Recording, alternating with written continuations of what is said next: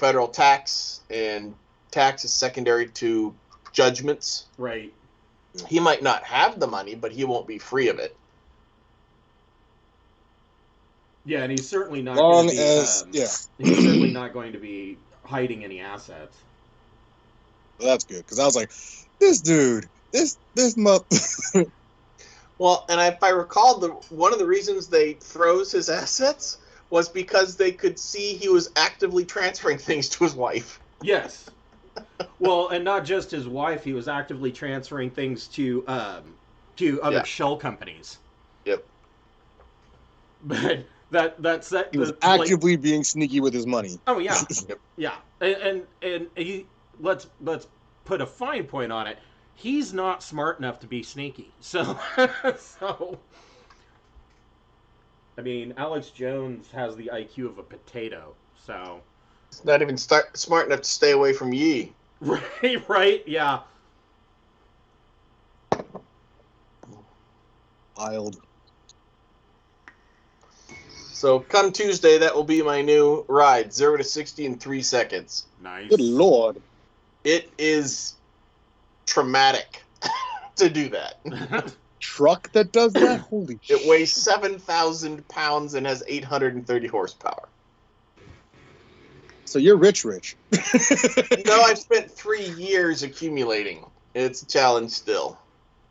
You've been saving for this exact moment. You're like, I want this. She will be mine. Oh, yes, she will be mine. There are people in the forums like, well, this didn't come soon enough, so I ordered an F-150 Lightning, and it arrived. But I was waiting on the Lightning, so I ordered a Hummer, and it arrived. Right. And now my Rivian order very rich. through. Yeah, I've got all 3, and I'm deciding which one. I'm like, okay, you live your life, dude. That's not me. Well, and the nice thing about the Rivian is it actually looks decent, unlike the Tesla Cybertruck, which, I'm sorry, looks like shit. That thing. Yeah, what the fuck? Who thought that was a good idea? Elon Musk, who I think might be a little bit aspy. I mean... A little bit? He's openly aspy. Yes. We were watching a Texas friend that I do a lot of engineering talk with, and he's a big Tesla fan. And we were watching the live reveal of the Cybertruck, and he was openly angry. We thought April Fool's. Was he playing a joke on us? Right. He was hostile at release. Yeah, the Cybertruck is just hideous. I mean, it looks like Tron came to life and had diarrhea all over a car show. Battlezone made an EV. It's like, who decided, yes, this is like, okay, I get you want to look futuristic, but whoa, hold up. Yeah. Slow down. Yeah. Slow down. Yeah. Elon had been watching Back to the Future a lot. He decided DeLorean had the right idea, and he built that into his truck. Yeah. Yeah, it's, I don't know.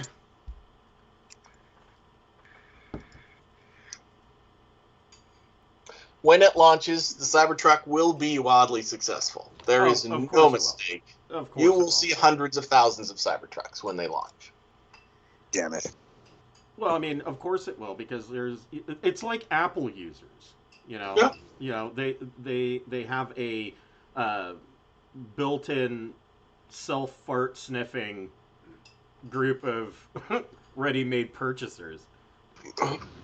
I'll just be pumped to see something different on the road. Like, the car looks the same right now. So just visually, I don't want one, but just even driving around is like, and it kind of breaks the monotony a little bit. That's true. That's true. It was funny because it's funny that you say that. This was another thing that I noticed the other day. We passed a Mercedes SUV, and until we got right up on it and I could see the logo, I thought it was a fucking Kia. Yeah. I mean, they look exactly the same. And who at Porsche thought it was a good idea to make an SUV? That's not what Porsche does. I mean, when I think of Porsche, I do not think of four-wheel drive SUVs. I actually shopped Cayennes for a while. They're pretty hot under the hood. They're just not really the look I was interested in. Right. Yeah. I wish the Rivian were a 5-passenger, not a 7. I don't really want a full size like that, but it's got all the other bells and whistles I'm interested in. Jeez, 7. You're most of the way to like the old Ford LTD station wagons that seated 9. This is pretty close to an Explorer size in wheelbase and body, but it's shorter than the truck. When we went camping this last summer, our friend Nikki has an Explorer, and I will tell you, compared to, so we have a Hyundai Santa Fe limited edition, and her Explorer has to be the most uncomfortable vehicle I've ever been in. The roof is really low, so there's like no headroom, and it just seems like everything in there is cramped. You know, it reminds me, and this is right off the showroom floor. They remind me of, you know, these guys that go out and build a hot rod and chop the top. That's exactly what it looks like, except nobody modded anything, and I don't know. It was just really uncomfortable. It was an uncomfortable vehicle to ride in, especially for, you know, 2.5 hours to get to where we were going. Well, for anybody interested, here's a video capture Amber took while I was doing a test drive. She's in the third row seat while I'm winding around northwest Portland. I wasn't going to be bothered with holding a phone while I was driving or doing some of that shit. Yes. All right. Well, welcome to Waterdeep Dragon Heist. We're going to be picking up has it been 2 weeks or 3? Yes. It's been 2 weeks? God, it feels like it's been a year. We'll be picking up where we left off 2 weeks ago. We had some holiday plans and things that came together, so we weren't able to get together last week, but here we are. So, before we get started, we'd like to thank one of the friends of the Greenwater Guildhall. Today we would like to thank the Speechless Bard. Speechless Bard makes beautiful leather accessories for your tabletop role-playing games, such as leather covers for your core rulebooks. She has this really cool dice rolling mat that looks like a spell scroll when it's rolled up.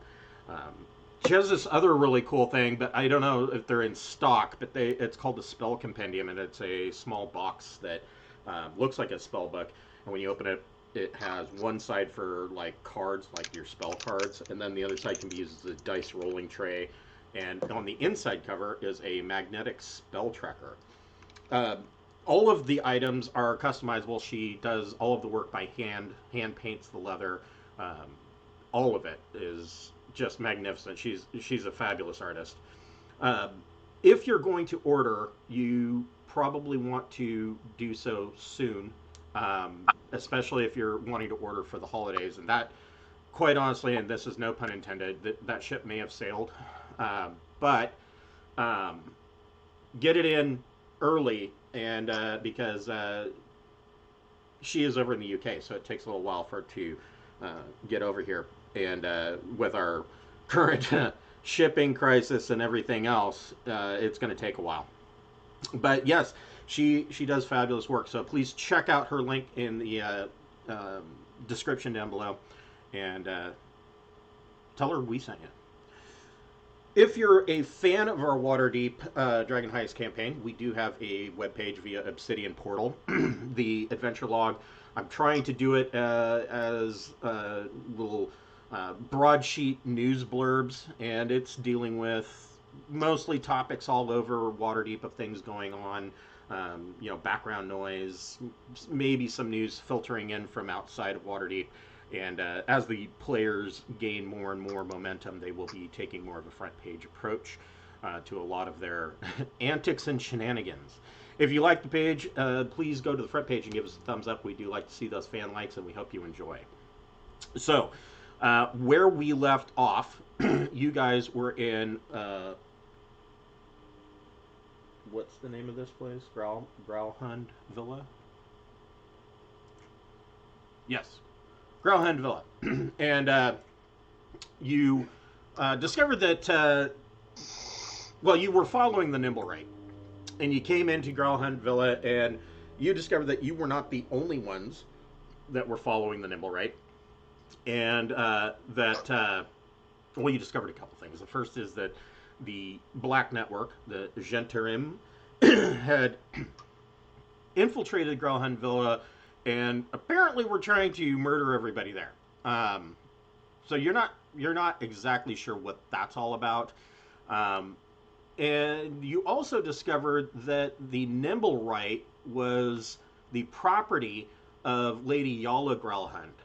And as you basically helped kill the invading Black Network forces, and as you were doing that, the Nimblewright snuck up this chimney right here and escaped.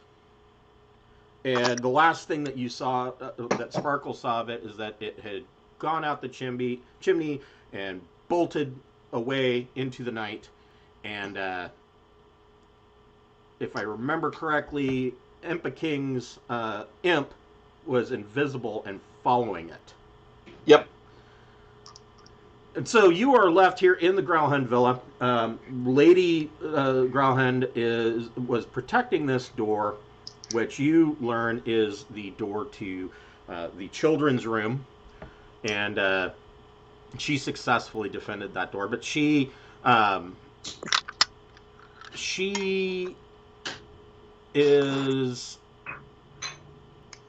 thankful that you guys came in to assist and help her guards, but she also wants to know what you're doing in her house. So that's where we left off. So are you guys even going to stick around, or do you have some questions for her?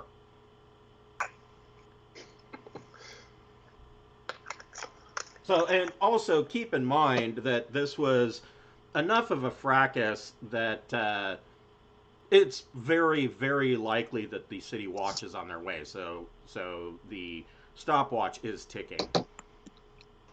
Can you put me back on the board? Oh, yes. Sorry. I had to leave early.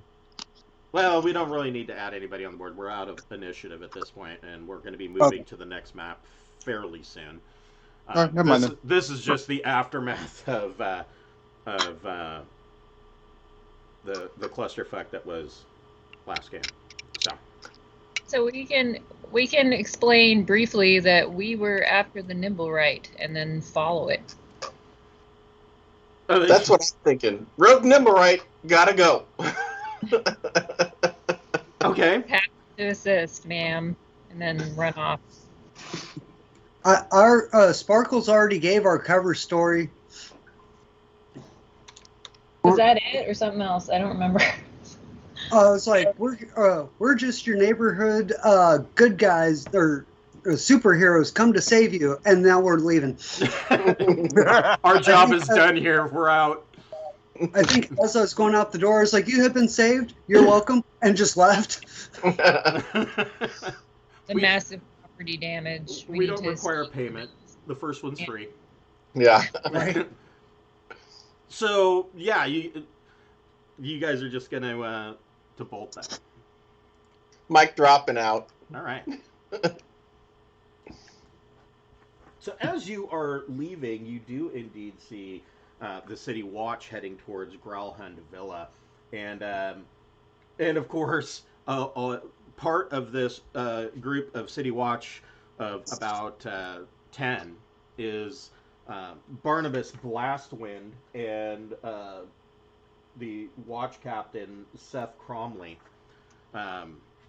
So it's good that you're getting out now, or going out the back way. I would take it.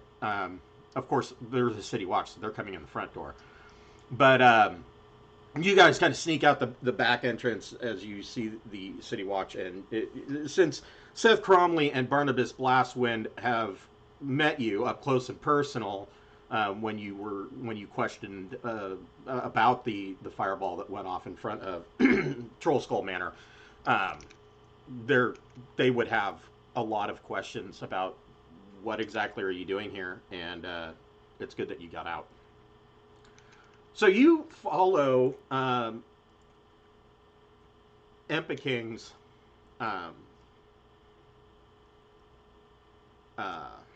Imp. Imp, yes, the imp. Impy McImpface, to be specific. He has a name. In invisibility, the imp has a name. Yeah.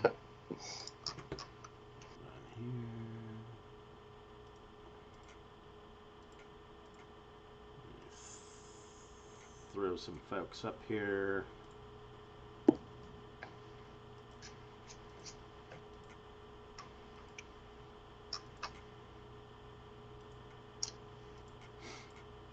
And I see Edith's name. There we go. Took's name block finally. Showed up. Yeah. It sometimes takes a second. Is it Took like you took something, or toque like a hat? Took like a hat. Okay.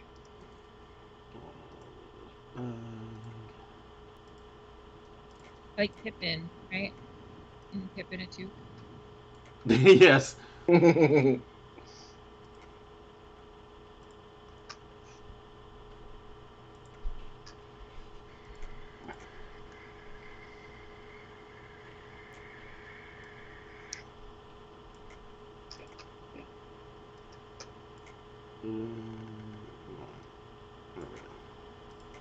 1, 2, 3, 4, 5. Okay.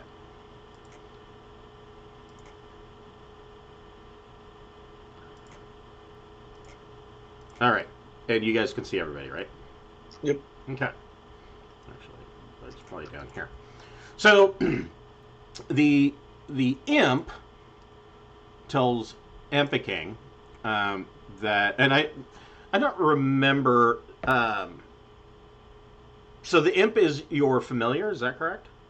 Yep. Okay. So the imp tells Empiking that it followed the Nimblewright. Okay, let me make sure that I'm getting this.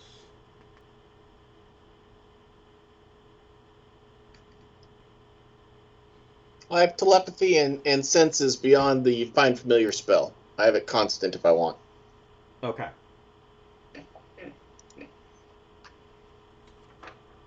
I changed off repelling blast for voice of the chainmaster now that I have the imp.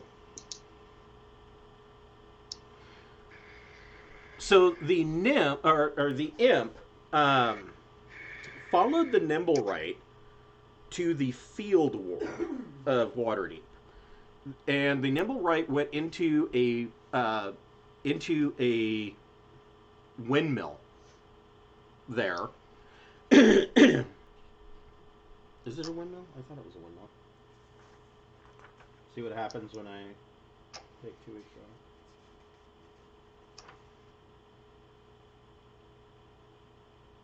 Okay, so yeah, it was a in the field ward, and it was like this filthy windmill. The imp believes that the interior of this this windmill like tower thing is actually a butcher shop, and the Nimblewright was in there for maybe 2 minutes, and then came back out and left the field ward, and it came to this alley where the imp lost it. But it knows, the imp knows that it did not leave this alley. And these are just little shabby tenement buildings.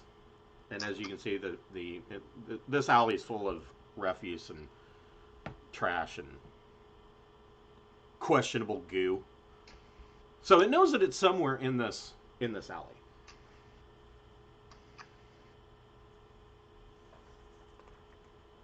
I think there shall be imp training in what follow it and means, not lose it.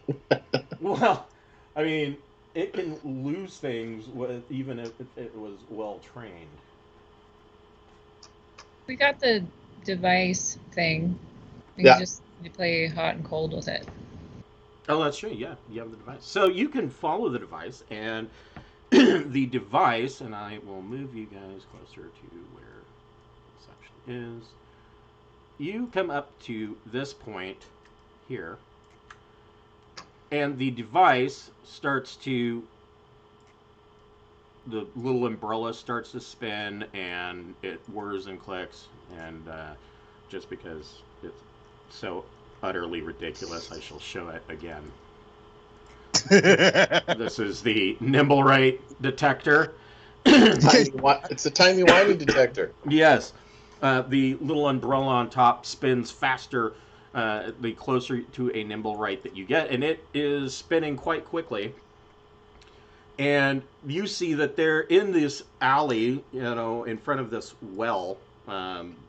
There is a bedroll, and it's kind of covered with, old broadsheets and just garbage.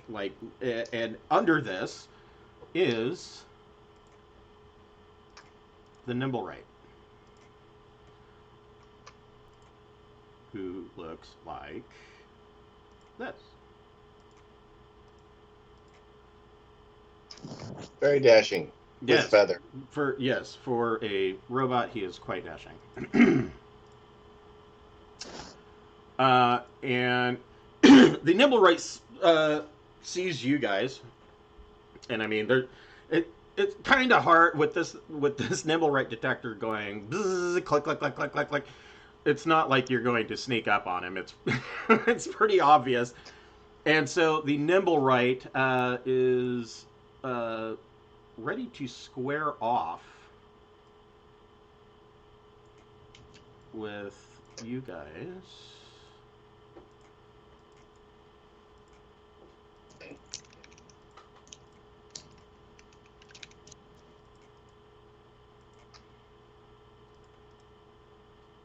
You know what would be a great feature for Roll20?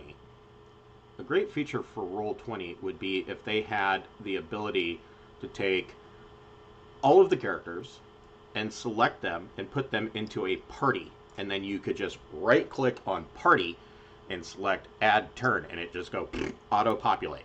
That would be tits.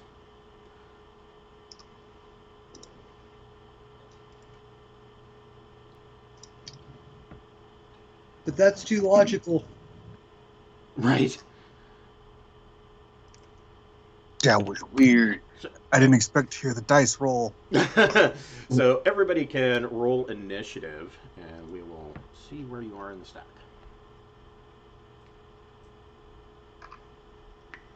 Wow, look at the big 20.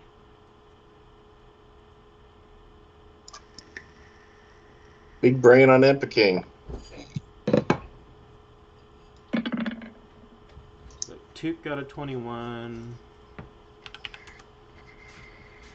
21. My goodness. And what about Sparkles? Sparkle's got a 7. Okay. Sparkle should have given itself that initiative thingy. Right?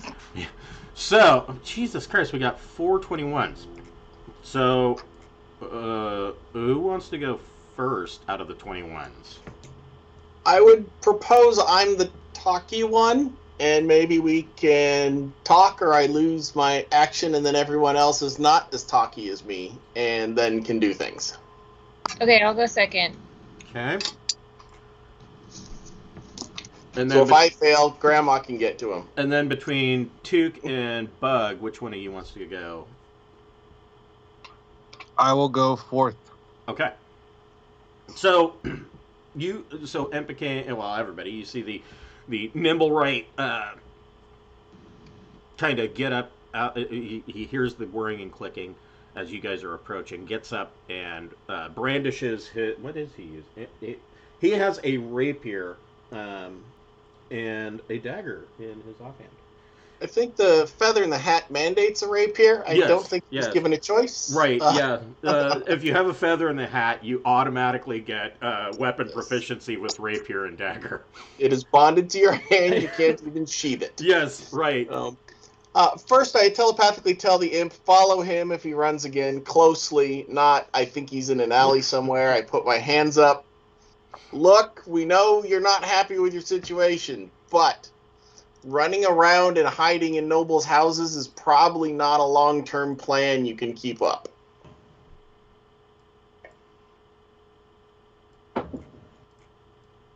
So Are you persuasion or intimidation? I always start with persuasion because I'm not all that intimidating. Oh, okay. So keep in mind that the Nimblewright can't speak. Mm. Go ahead and make a. Go ahead and make a persuasion. Yeah, I was gonna playing Traveler. I was gonna have you add an attribute. No, just make a persuasion check. 23. Okay.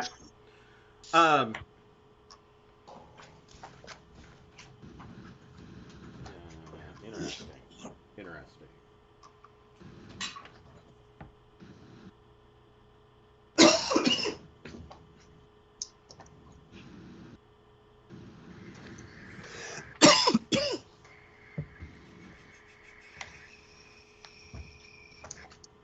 So the Nimblewright kind of because he can't speak, he's got a dagger in one hand, he's got the rapier in the other, but he holds up both, like, what are you gonna do?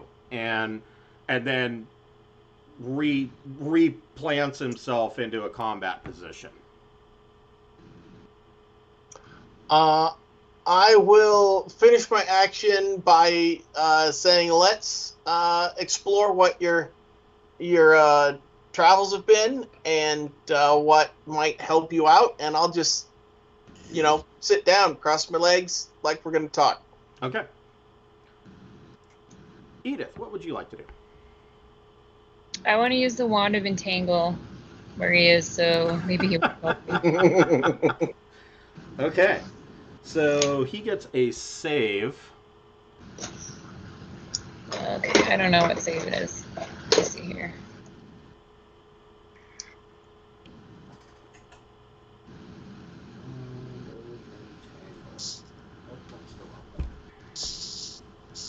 Strength saving throw. So is that against my strength? No. Spell save DC, probably. Okay. Good. Well, the question, of course, is does the wand have its own DC or does it use yours? Ooh, that's a good question. Oh, it says DC 15. Okay. All right, cool. Okay, so he has to make a DC 15 strength.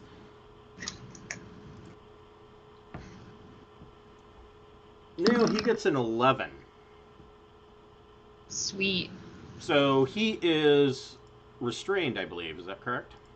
Yeah, and it's like a 20-foot cube.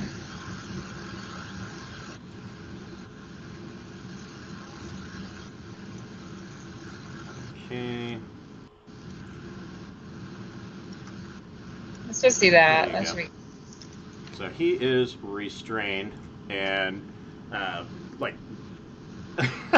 so these disgusting slimy vines come up out of the trash and just kind of wrap around him and hold him in place. Anything with movement or a bonus action that you would like to do? I'm gonna just move around. Oops, I drew a shape on accident. Okay, I'm gonna delete that. I'm gonna move around a corner real quick. Okay. Because I don't know. I don't have a lot to say. Okay. Took, what would you like to do?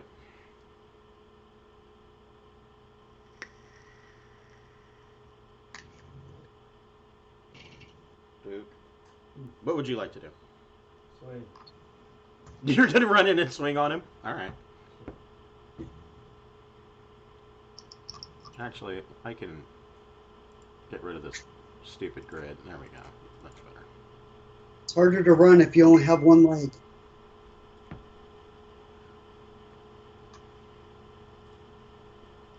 So the first thing. Well, hold on. Before you run in there. Okay. So that square is entangle. Oh. Although you might be able to just run right through it, knowing to. Let's see here.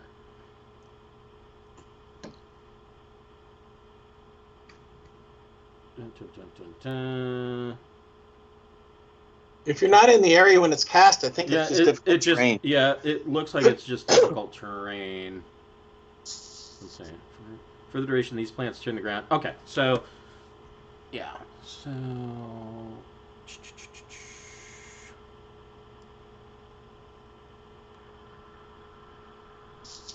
yeah, you can do that, and you have reach, so you can make your attack.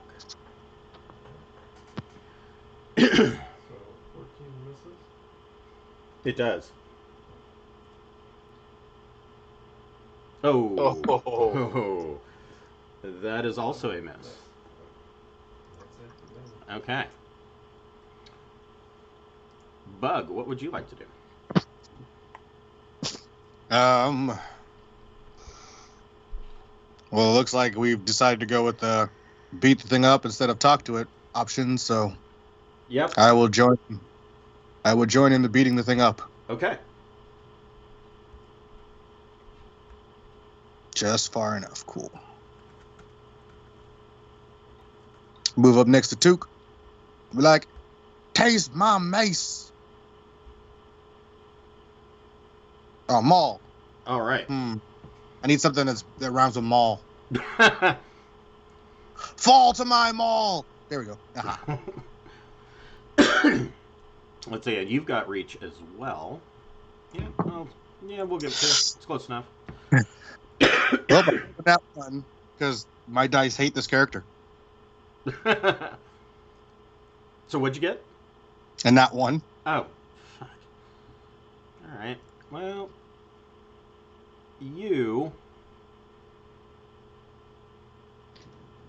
this is interesting. So you slip and fall into the massive entanglement and are prone in the weeds. That. Makes sense. We'll just put those dice away. The Nimblewright is going to try and make a strength check to free himself. Nat 20. The Nimblewright is free.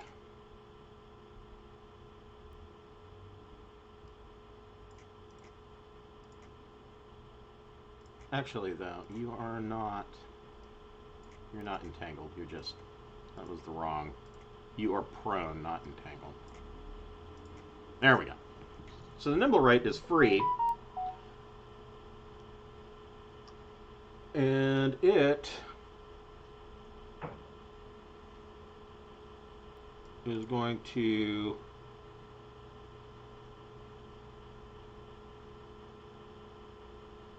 Well, now that it's free, I guess it doesn't matter. This is only difficult terrain. So it's going to move there.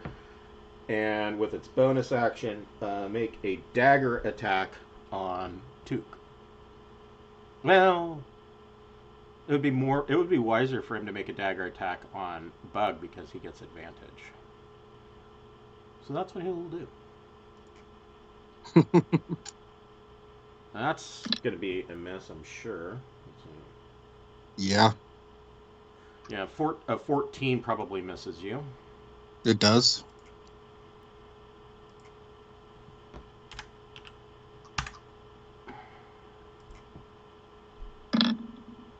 How about an 18? That hits. All right. So he... How much is it? Not a lot, but, I'll take what I can get.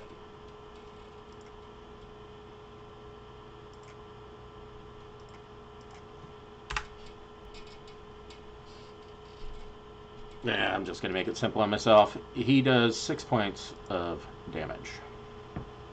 Son of a bitch. Sparkles of the Twilight, what would you like to do? Since we're going full out, she will run in to support her peoples. She's going to move to here. And since not sure how strong this thing actually is, She's going to go on the defensive and cast Twilight Sanctuary. Okay. What does that do? Twilight Sanctuary. Let me pull it up real quick. It's the main feature of the Twilight Cleric. Uh-huh. I put up a 30-foot radius dome around me for 1 minute. Okay.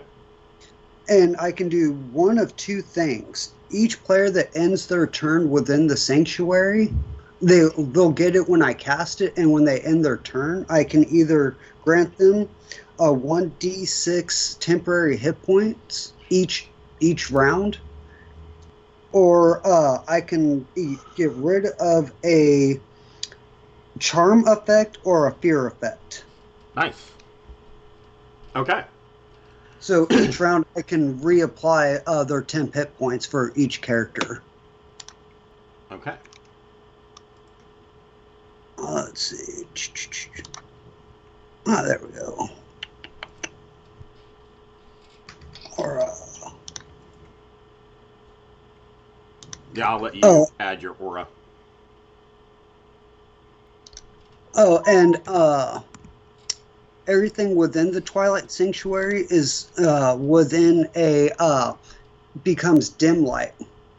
So Okay. I absorb all light in that area to make it dim light, and it's all twilighty. Right. That's, Twilight. as expected. So, is there anything you'd like to do with a bonus action or movement? Let me double check, but I think that does count as a bonus action to do that. Oh. So that would also mean that Bug gets D6 hit points back. It counts as temp hit points, so it's not permanent hit point or okay. normal.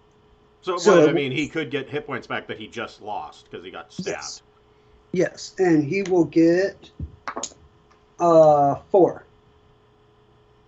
temp hit points. All right. Let me double check this real quick. First time I've got to use this thing. Right. Yeah. This is all new. Because what I'm using is my Channel Divinity is where it comes out of. Wow. I just don't remember Channel Divinity's Is that Unearthed Arcana, or is that out of a book? That is out of the book. It's actually in, I think, Xanathar's. Ah, okay. Oh, right. They've added so much stuff that it's hard to keep track. You know, what is in a book, what is. Dun, dun, dun. I think it's a standard action. I don't think it's a bonus. So is that that's a cleric domain? Yes.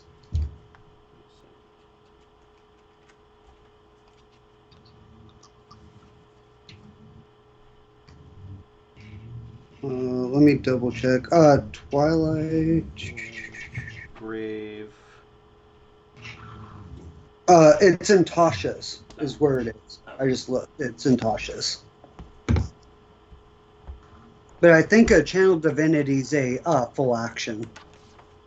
I don't think it's a bonus. Yeah, here's Twilight 34.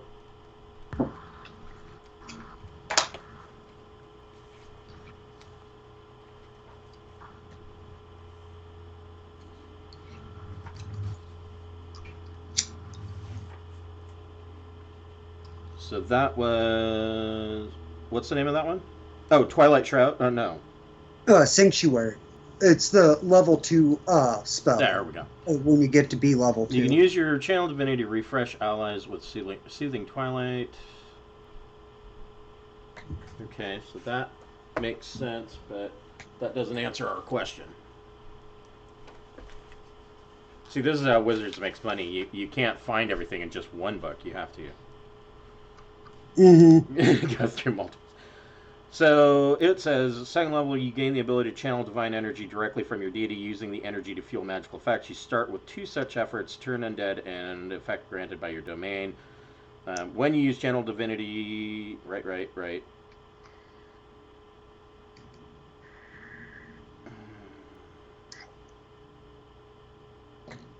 Yeah, it doesn't say in the Twilight Domain, but Channel Divinity Turn Undead is an action. It doesn't say Channel Divinity is an action. Yeah, Twilight Sanctuary. The first actual paragraph is as an action. You present your holy symbol. Okay, so it is an action. So bonus action and movement is what you have left. I already did the majority of my movement, and no bonus at the moment. Okay. We're back to Empiking, so things have kind of gone pear-shaped. Well, I'll spend half my movement to stand back up. Okay. Let's see. What are my distances here? I don't really have a good place.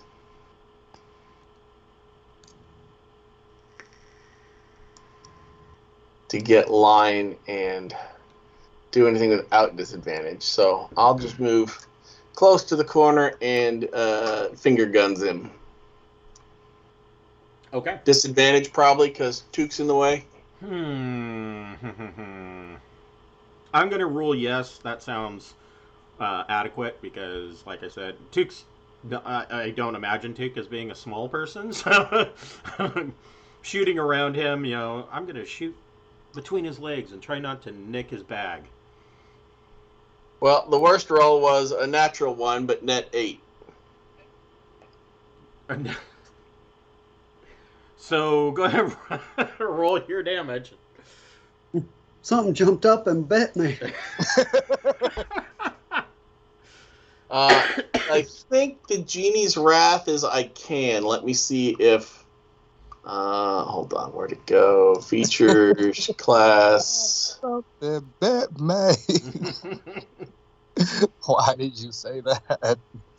It says with Genie's Wrath, I can deal extra damage with Genie's Wrath, but if I accidentally hit a party member, I don't want to do Genie's Wrath. Right. So yeah, you 7.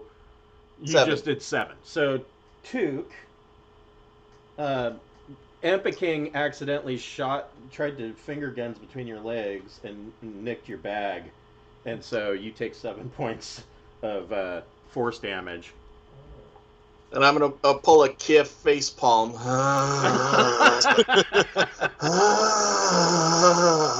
I don't understand why they call it friendly fire. That didn't feel friendly at all. Anything with any more movement or bonus action, or do you want to injure Took in any other ways? No, I don't want to hurt the party anymore this turn. Thank you. Edith, what would you like to do? Empiking, you get your 4 temporary hit points. Oh, okay. Thank you. I'm gonna go here and then so this is all difficult terrain. I think if I do Ray of Frost and reduce his movement, that'll also help us not lose him. Yeah. So I'll do that. Is it at disadvantage because everyone's all crowded in there? I would say that you're closer than Empiking was, so I would say that you can make a normal attack getting between Took and Bug. Plus, Bug is currently face down, so. Oh, okay, that helps. Let's see. Does 14 hit? It does not. Shit. Okay, I got 3 feet. I think I can get behind Sparkles, even though they're way shorter. They're tiny. Behind the ferry. Crouch down and hide behind the ferry. So Took, what would you like to do? You try and whack him again? Well, I think it's definitely to get out of the line of sight. Not going well for us. Yeah, this is going far worse than I had planned. This is actually quite amusing.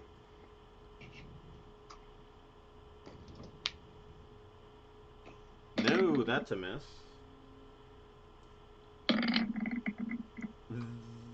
Shit, that is a miss as well. He probably just He probably doesn't consider us dangerous at this point. He's like, I don't think they want to fight me. They look like they want to fight each other. Yes, visible confusion, stunned 2 rounds due to laughter. It's like getting jumped by the Three Stooges. Bug, you are prone. You could spend half your movement to stand up. I will do that. Okay. And something tells me this could be a good action to do. I am going to try Shocking Grasp.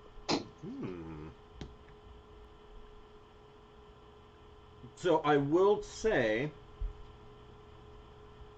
he has... So Shocking Grasp is a melee touch attack, is that correct? Correct. So he doesn't have to make a saving throw. Correct. Okay, yeah, you can do that. He's got no...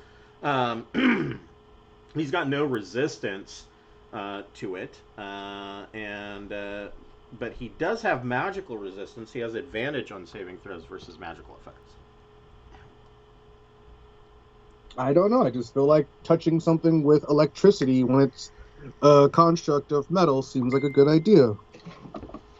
Can't hurt.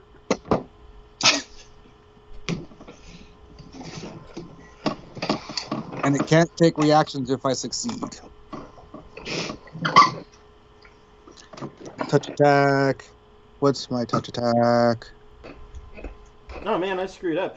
He's also sure-footed. He has advantage on strength and dexterity saving throws made at effects that would knock it prone. Huh. Well, that wouldn't have helped against Entangle, but the magic resistance sure as fuck would. But, oh well. Won't cry So over... for touch attack, it's just my strength plus proficiency, right? It would be a D20 plus your spell attack bonus. Oh, spell attack bonus, which is my charisma. Oh, it's more than that. On your spell sheet, it should have... So not good at this whole spellcasting shit. Let's see here. Paladin... Oh, 12. So spellcasting, your spell attack modifier is your proficiency bonus plus your charisma modifier. So your current proficiency bonus is what, +3? Is it 3 now? Are we that high yet? Let's see, what level are you guys? 3. You guys are level 3? So I believe so. Your For level 3, the bonus is only 2. Okay, so it'd be 2 plus your charisma modifier. So 4. So yeah, D20 plus 4. 17. That is a miss. Some bitch. The Nimblewright doesn't like that. So he is going to make a rapier attack on Bug. Oh, wait. Does a Nimblewright count as wearing armor made of metal? No. Damn. Let me read the description. A magical construct composed predominantly lightweight wood and powered by magic. Oh, it's wood. Why do I think it was made out of metal? Because he's a bot. But yeah, it says constructed primarily out of lightweight wood and powered by magic. It can pass for humanoid while wearing clothing. Well, never mind then. I did the wrong attack. I thought it was metal. And for armor, it just says natural armor. So, I mean... Nope, it's okay. It's made out of wood. That changes everything. So he makes his attack on... Poorly. He misses with a 7. That was... A nat 1, you mean? Oh, it was a nat 1. Okay. Well, shit. There goes his turn. So he slips and goes prone again. How you like them apples? I'm not the only one that falls around here. Sparkles of the twilight. And you see this Jagoff try to stab Bug and slip in the trash.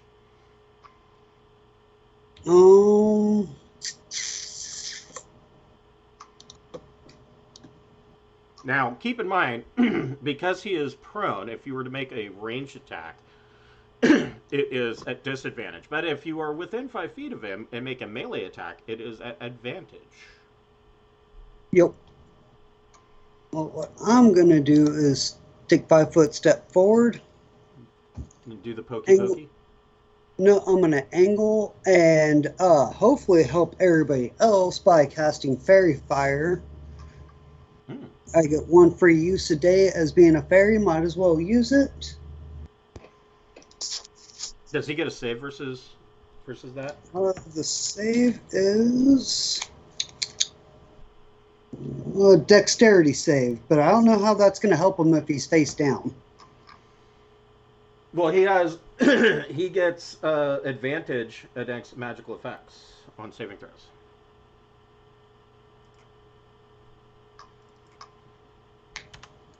We'll still see if we can light him up. And you said it's a dexterity save? Yes. Okay. DC 14. Okay.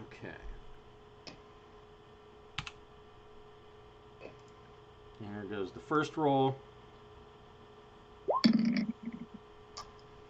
That's a fail. Let's see what his second roll is. Fuck you, roller. So now he is lit up with Fairy Fire. And so all attacks on him can be made with advantage, even if he's not prone. And that's my main action. I'll go ahead and 5 foot step back. Also, so do you have any hit points to give back? Like Took could use some. At the moment, everybody should have 4 temp hit points. Which actually let me re-roll, because I'll re-roll it each round. 6. So everybody should have 6 temp hit points on their docket right now. Okay. So, Took, you have 6 temporary hit points, and so that would reduce that 7 by 4, because you had 4 temp hit points before, so. But now you have another 6. So yeah, everybody up your temp hit points now to 6. We are back to Empicking. Man, this whole combat is... Yeah.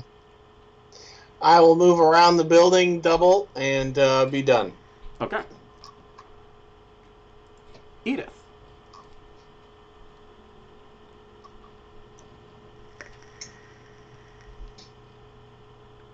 Are you muted, Edith?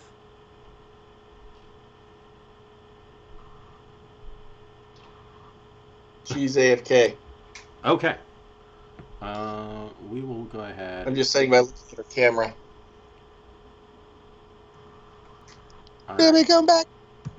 We'll give her just a moment to return.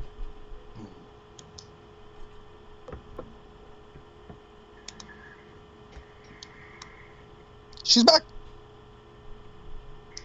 Edith, we need you. Save us from ourselves. Pretty much.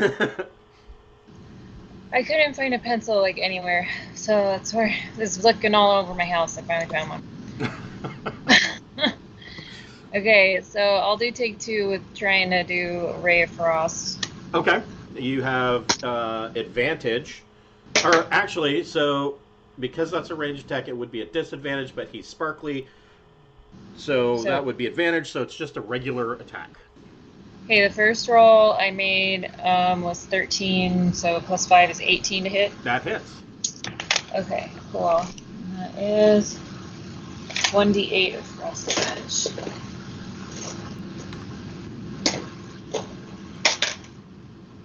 It's 2, but his movement's reduced by 10. Okay.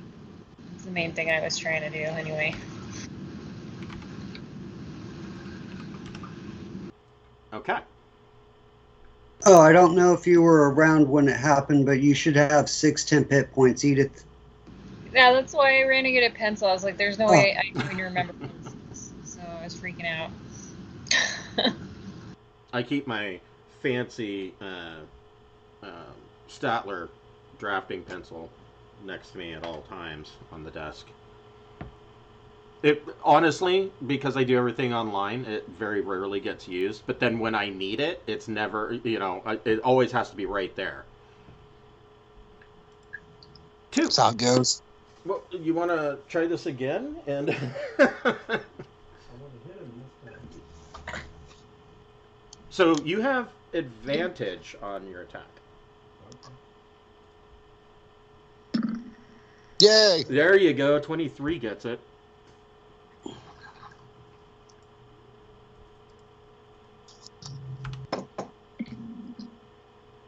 Well, that's a good smarting hit. And then your bonus attack. Hit him with the butt end. That's Nice. also a hit.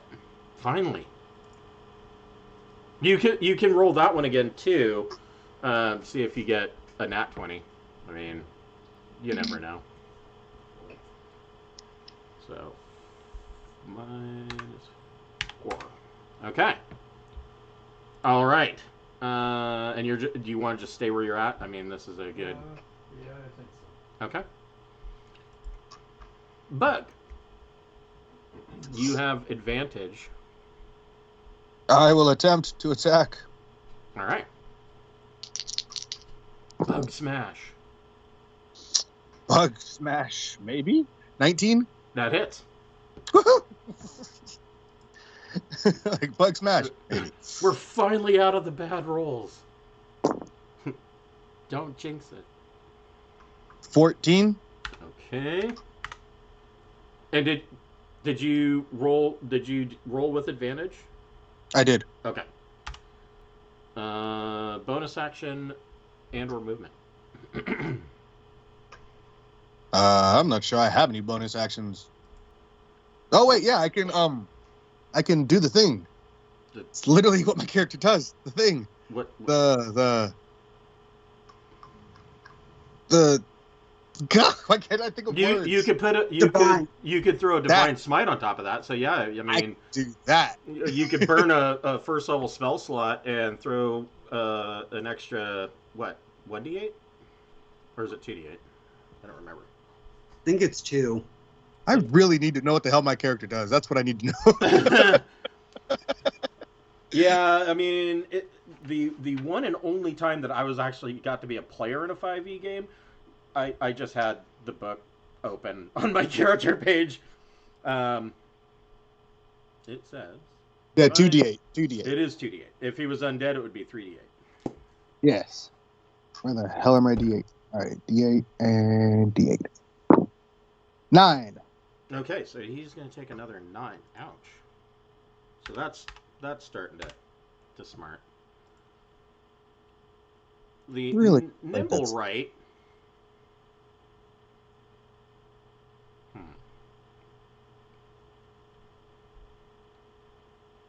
Huh. I don't know that he's... Oh shit, he's a well, it's in his name, right? He's a nimble little minx. He has a speed of 60 feet. But right now he's only at 50 feet, but that's still pretty good. So he is going to take the disengage. What? All right. Oh, he also See, this is what I get. This is what happens to me when I don't get to play for 2 weeks. So he also has the ability, as a reaction to parry, he can add 2 to his AC against 1 melee attack. Well, okay. So he is going to take the disengage action, and then he... Oh, wait. So... 10, 20, 30...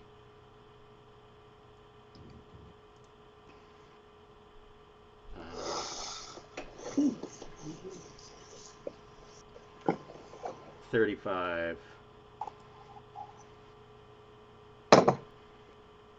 40, 45,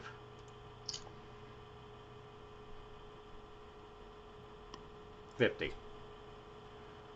Oh, wait. Nope. Sorry. So he has to spend half his movement to stand up. So he only has, let's see.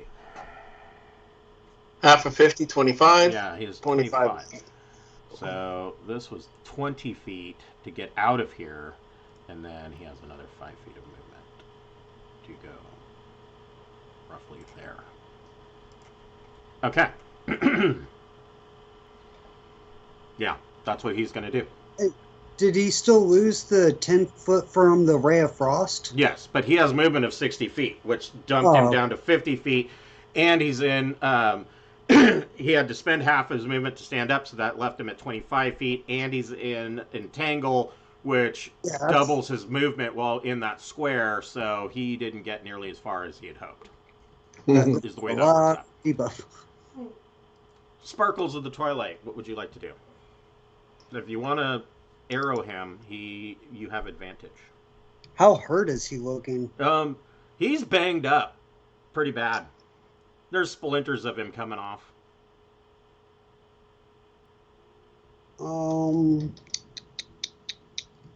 So as far as Nimblewrights go, I mean, you met the other Nimblewright who seemed kind of kind and you know, like a little kid. This one, the actions and how he reacts to things, he just seems like a dick. How tall are these buildings? They're single story, so 10 feet. Okay. Let's see.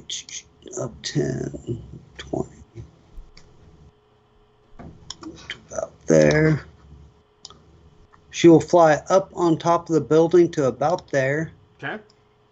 And use Favored Foe ability. Okay. From my Ranger class to give an extra 1d4 and whip off an arrow. Okay, so you're marking him as your favorite foe. Yep. I'm trying to see if I have something for that. This works.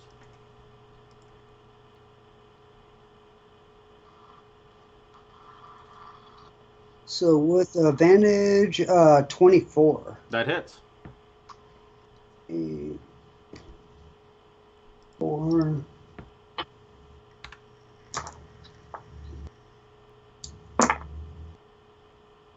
Nine, 13 damage. Ooh, and the Nimblewright goes down. Woohoo!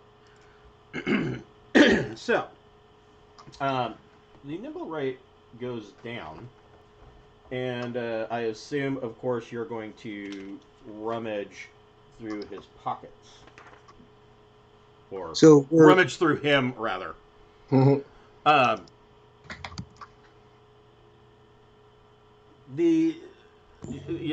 won't be able to, because the fact that he's a construct and it's a part of him, you won't be able to loot his dagger or his rapier. But you do find that in his cloak pocket is a map. And the map, as described by the imp, shows you this of the field ward, and there is an X, and it just says Thrakkus. And as you guys are looking at this map, Empiking, your imp, is kind of looking at, pointing at the map and whispering to you that's where the Nimblewright went into that building. Maybe that's a contact point. Maybe that's a support person. Maybe that's exploitation. Shall we go, Scooby Gang, and investigate the next one? You want to? I mean, we'll collect the Nimblewright's remains. Okay. Yeah, we're supposed to take it back to the church people. Yep. But But sure, we can go investigate. That sounds good. So when I plotted this all out, okay. This is this is one of the problems with if you. So Roll20 allows you to essentially prep, an entire campaign. If you've got enough prep time, you can do months and months worth of work, right? Except the problem with doing that is that you prep so much that you kind of sometimes forget where you're at. But this is encounter number 10.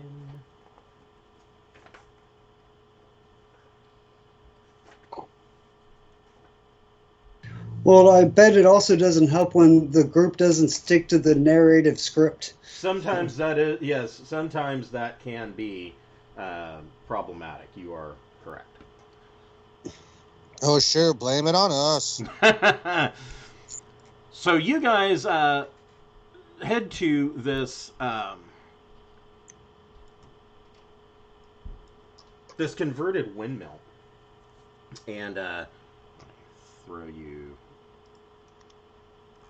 up here.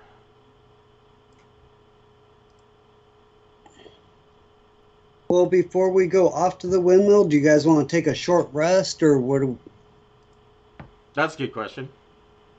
That is. I'm okay if you guys are. So other people got hurt, so perhaps we should do that. I'm down 6, but I have 6 temporary hit points. If we rest, it'll just balance back out. Your 10 hit points once the battle's over go away, because I can only hold that for a minute. Nope, never mind. I'm down 6, and I'm down 2 spell slots. Well, do you get him back from a short rest? No, he shouldn't. Yeah, I think only wizards, Warlocks and monks. Yeah.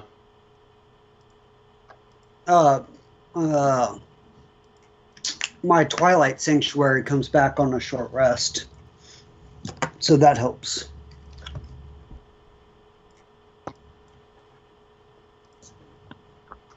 So you guys have settled on doing a short rest? Sure. Okay. So you guys can roll as many hit dice as you would like to get your. Wait. That was. Sorry. To get. You can roll as many hit dice as you like, plus your con modifier to regain hit points that you have lost. And as was stated, temporary hit points are gone. There we go. You guys should be able to see everybody, I believe.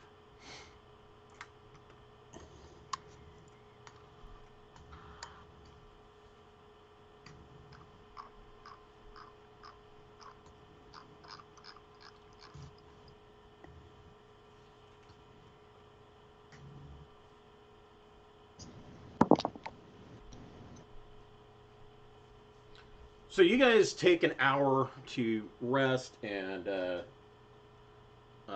Toot massages his bag,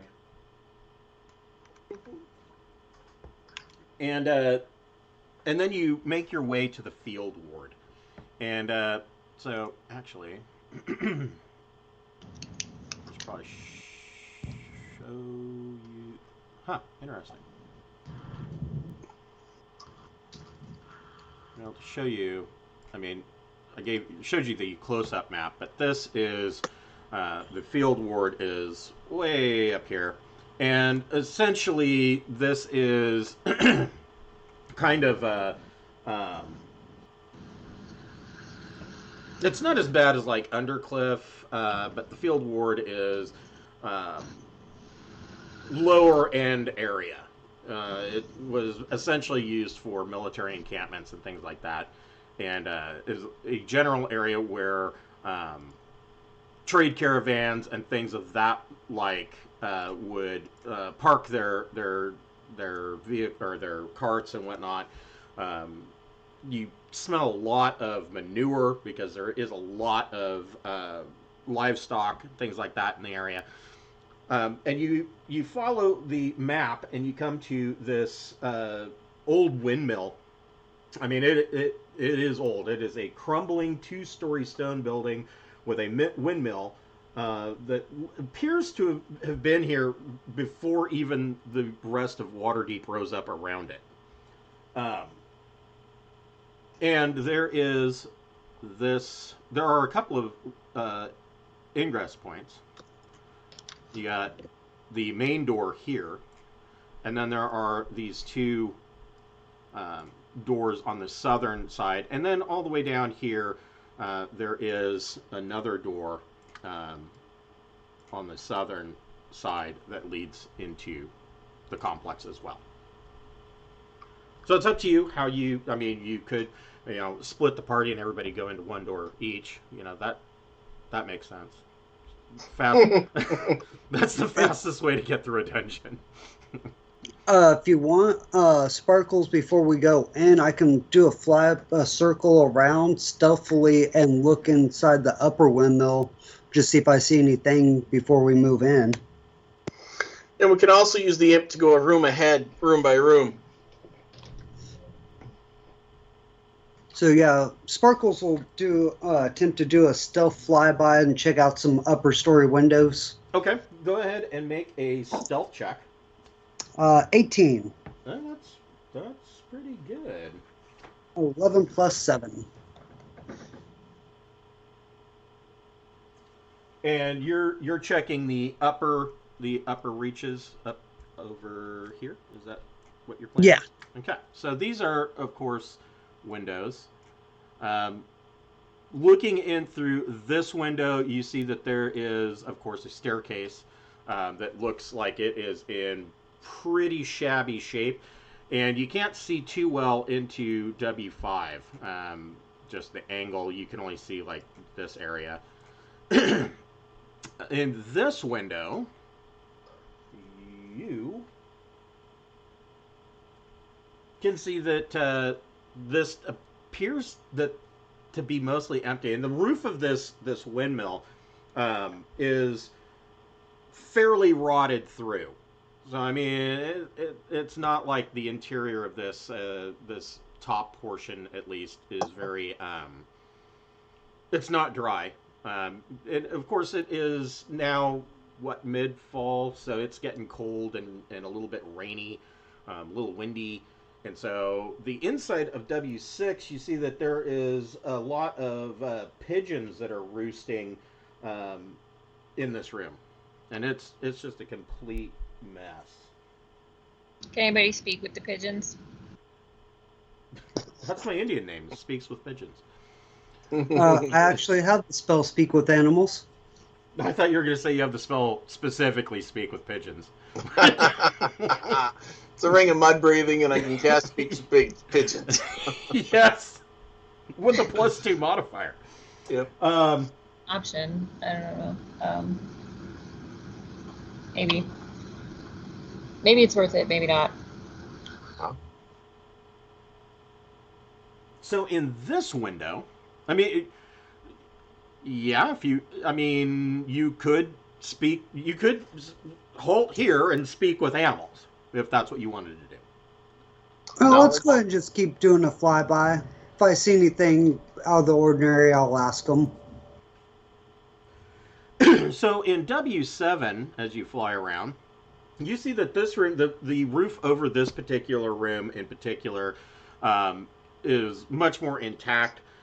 You see that through the window, you can see that there is a door here and then a door on the north wall. And you can see that this is actually some kind of an apartment. There's a wood-framed king-size bed with fairly clean mattresses against one wall. And the window here, unlike most of these other windows, this window has been repaired, and so it is locked. And then, of course, in this room there are more pigeons,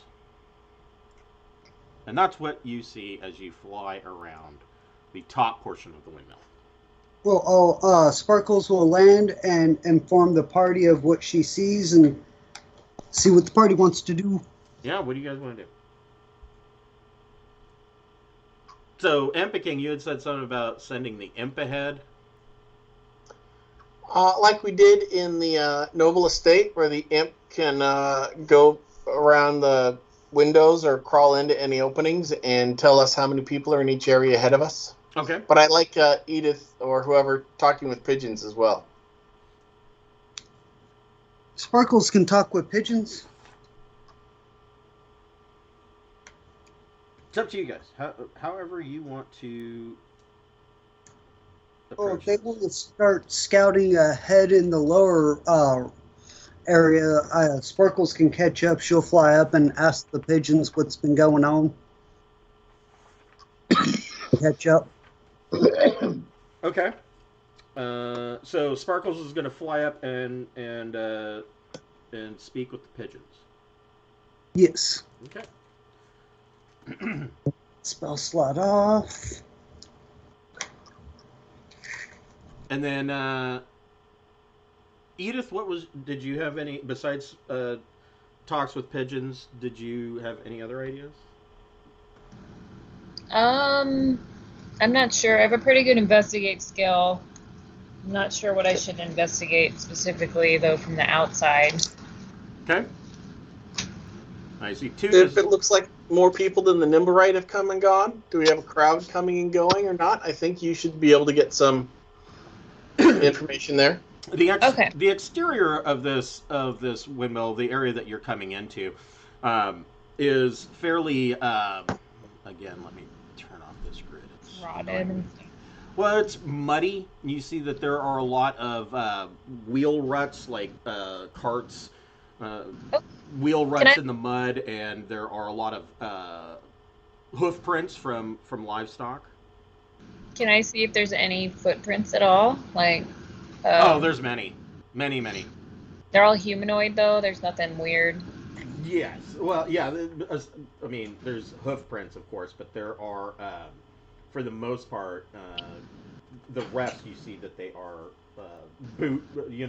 humanoid boot prints. Okay. Make a survival. Well, yeah, make a survival check.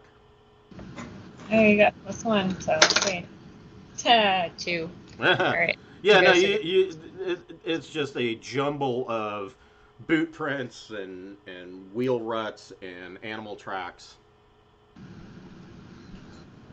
So,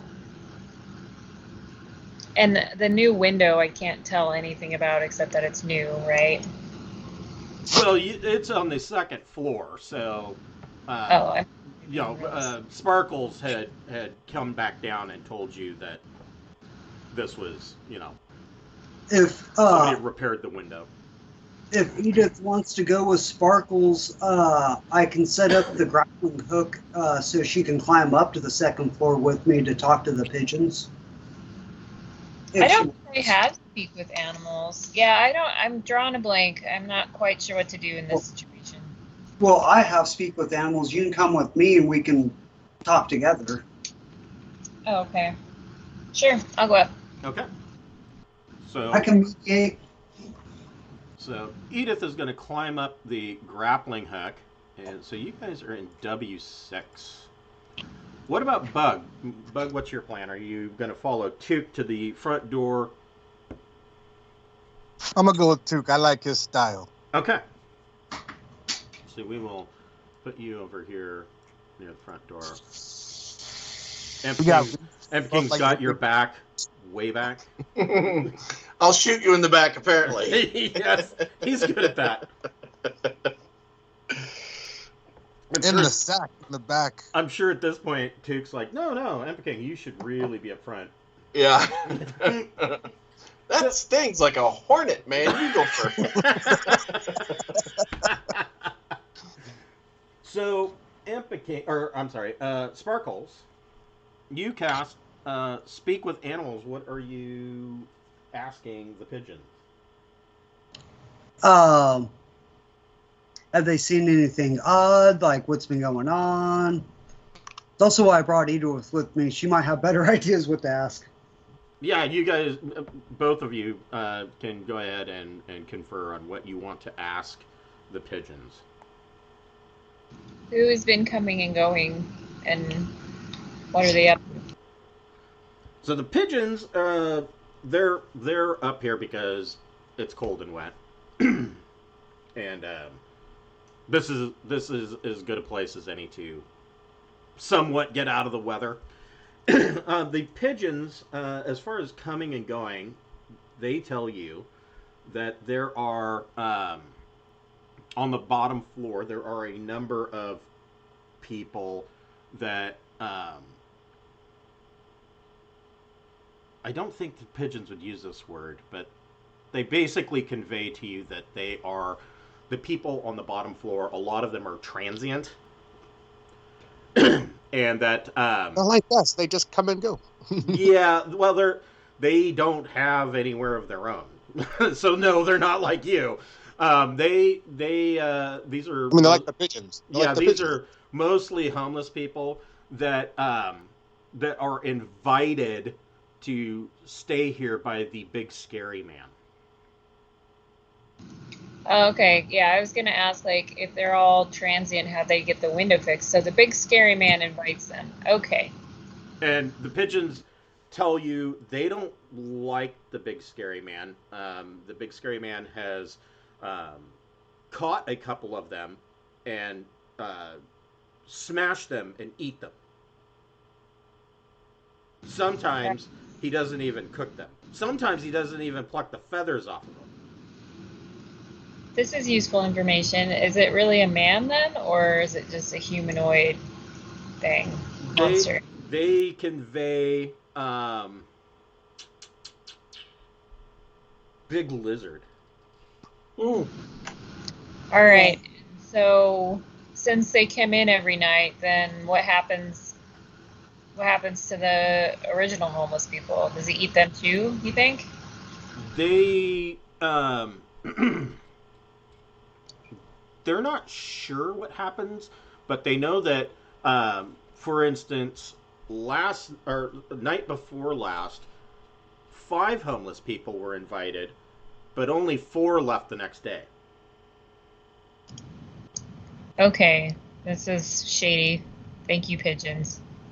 To thank them for their help, Sparkles will get a couple crackers or something from her ration. The pigeons really love that. Yeah, they're okay. Yeah, pigeons will eat iron rations. Should we go down to the bottom and tell our friends what we found out about how there's a big bad in here that eats raw pigeons? Hey, everyone! Hey, yeah, you yeah, guys. just yell down from the window. Hey, there's a big guy in there.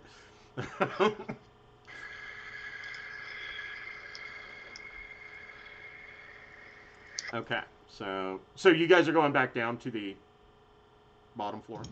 I think we should. It seems wise. Yeah, we can go catch up. I'll wait till she gets to the bottom so I can retrieve the grappling hook and rope before I descend.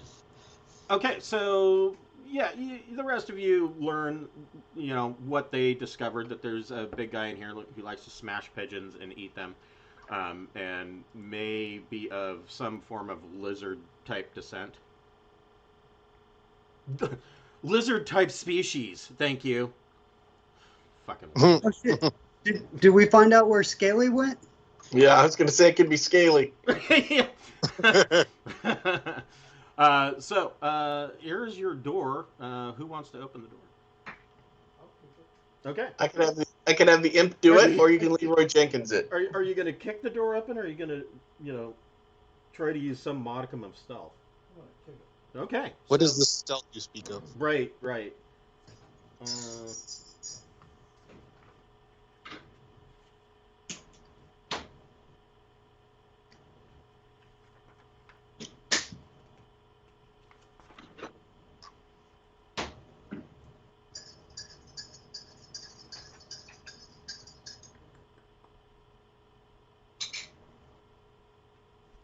Sorry, I'm looking at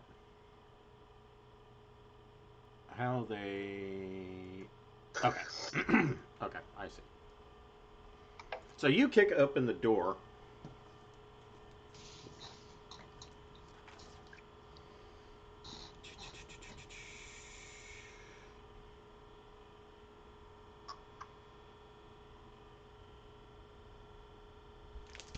Interesting. Oh.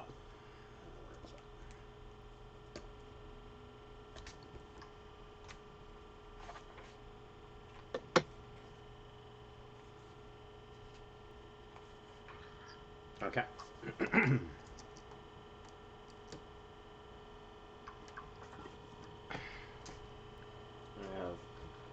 I have this gigantic desk, and I'll tell you, it doesn't really help, because what ends up happening is you just end up filling the gigantic desk with more shit. So. But.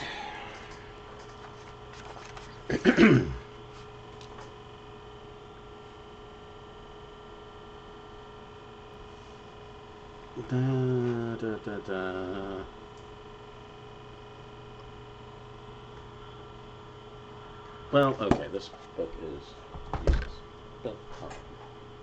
So, you kick open the door, and to the north, you see this.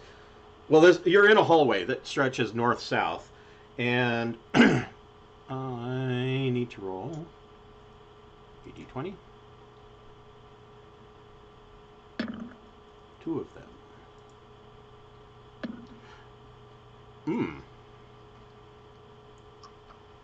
So, you kick open the door, and you hear that there is some noise coming from this door directly to the east.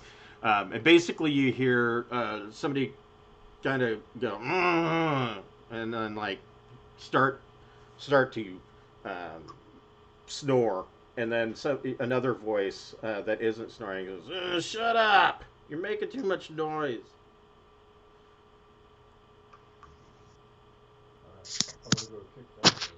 No, you shut up. Okay, so you're gonna move over to this door. We'll get back to you. Bug, what are you doing? Are you just following Took? Duke, do you stealth well? He's not stealthing. He's kicking open doors. Okay, yeah, then I'm going with him. Okay. So you kick open the eastern door, and you see that there are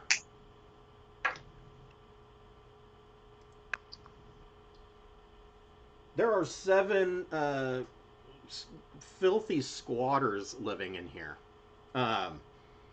And a couple of the ones that were snoring, it looks like they are bundled up, in rags and trash, trying to keep warm. They've got like a little cast iron pot that they have lifted from somewhere that they're using as a fire pit, and they're trying to stay warm around it. And as you kick open the door, the ones that were asleep obviously wake up, and they're like, "Oh my god, don't, we're not doing nothing. We were invited." Is there a window? I'm going to assume that this is a window. There's also a door to the north. Alright. I want to yell at him. Get out of here, you pigeon fuckers. You know you better touch me. They all, "Oh yeah, yes sir," and they all start, grabbing. I was going to say grabbing their belongings, but I mean, it's essentially like them putting stuff into a grocery cart. They're trying to, put their plastic bags and everything into a grocery cart and get out of here. What is Edith, Sparkles, and Empiking doing outside? Are you following them? What's your plan here? Yeah, I'm bringing up the rear, kind of. Okay. Yeah, I'm keeping a line of sight, and I have the imp continue invisible tally and any doors that are open and he can fit through, or any windows he can peer through, so we can know next rooms ahead of the game. Okay. Sparkles is going to the south side and just kind of trying to check the area, make sure we're not getting snuck up on Probably going to go down, try to do a listen check on that door. Okay. So,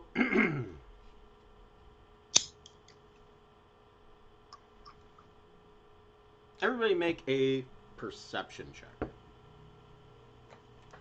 Or actually, hold on.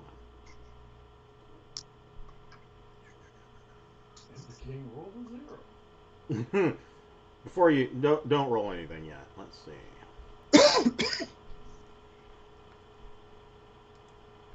Oops, that is not what I wanted. Oh fuck. So I'm assuming that everybody has a passive perception that's higher than 6. Yes. Barely. Barely, yes. I mean, unless you gouged out both of your eyes and stuck ice picks in your ears, you should be able to have a perception of better than 6.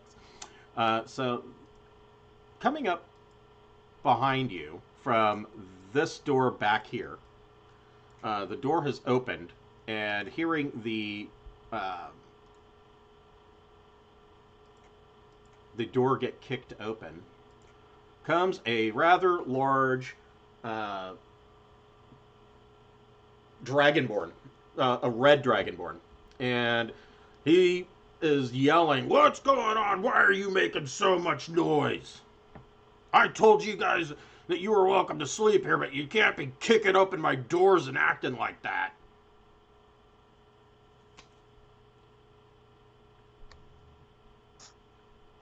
Where is he? He is coming up behind. Oh, I'm sorry. He may not be. Yeah. There you go. Oh, he's outside. Yeah, he's outside. He came out this door here, Hmm. and came up behind you, wanting to know, why you're kicking open his doors. And he specifically said, before he hasn't actually seen you guys. He heard you kick open the doors, and you went inside. So he assumes that you're a bunch of homeless squatters that he has invited here, and that you're treating his converted windmill poorly. How do you guys want to react? You eating homeless people in here? Right to it, Grandma. So from around the corner, Granny yells out, "Are you eating homeless people in here? What kind of accusation is that?" And he gets really pissed off at this idea, like super overly defensive about the idea that he's eating homeless people. He thinks I'm the not lady here. doth protest too much. Yeah. Well, they go in, and then they don't go out, and then more go in. So where are they going? He I want to say, you pigeon fucker, I'm looking for you. So he is armed with in his hand. He has a enormous meat cleaver. I mean, to tell you how big this meat cleaver is, it's like the size of a great axe. We're chopping up elephants? Just And it is cloud storm size cleaver. Yeah, it is filthy. And as soon as Took says that I'm looking for you, Thrakus takes a defensive position, and of course, this is an opportunity for you guys to screw things up again. Inish? Roll the initiative. Yes. Roll that footage. Yes. Initiative. Ah, shit. Brian, you're still assuming I'm keeping that divine thing on you, right? Yes, sir. Okay.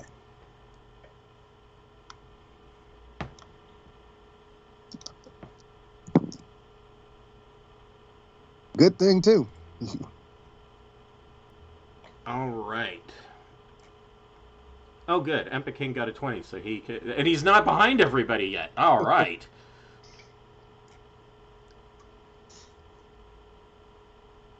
So between Took and Sparkles, which one of you wants to go first? Two can go first. Okay. So Empa King, you see Thrakus grab his two-handed meat cleaver, and he's coming for you guys. So Empa King, what would you like to do? Do I know much of anything about Dragonborn or? Oh, I mean, as Gabe so kindly put it, because everybody in the new D&D world, everybody gets along. So yes, you've seen Dragonborn; they're fairly common. I will. You know the red ones can spit fire. I will pop out, looking out the door, and cast suggestion. All right. And my directives are: sit down and tell us about the Nimblewright. Let's see here. Tell me a story about Pinocchio. Mm-hmm.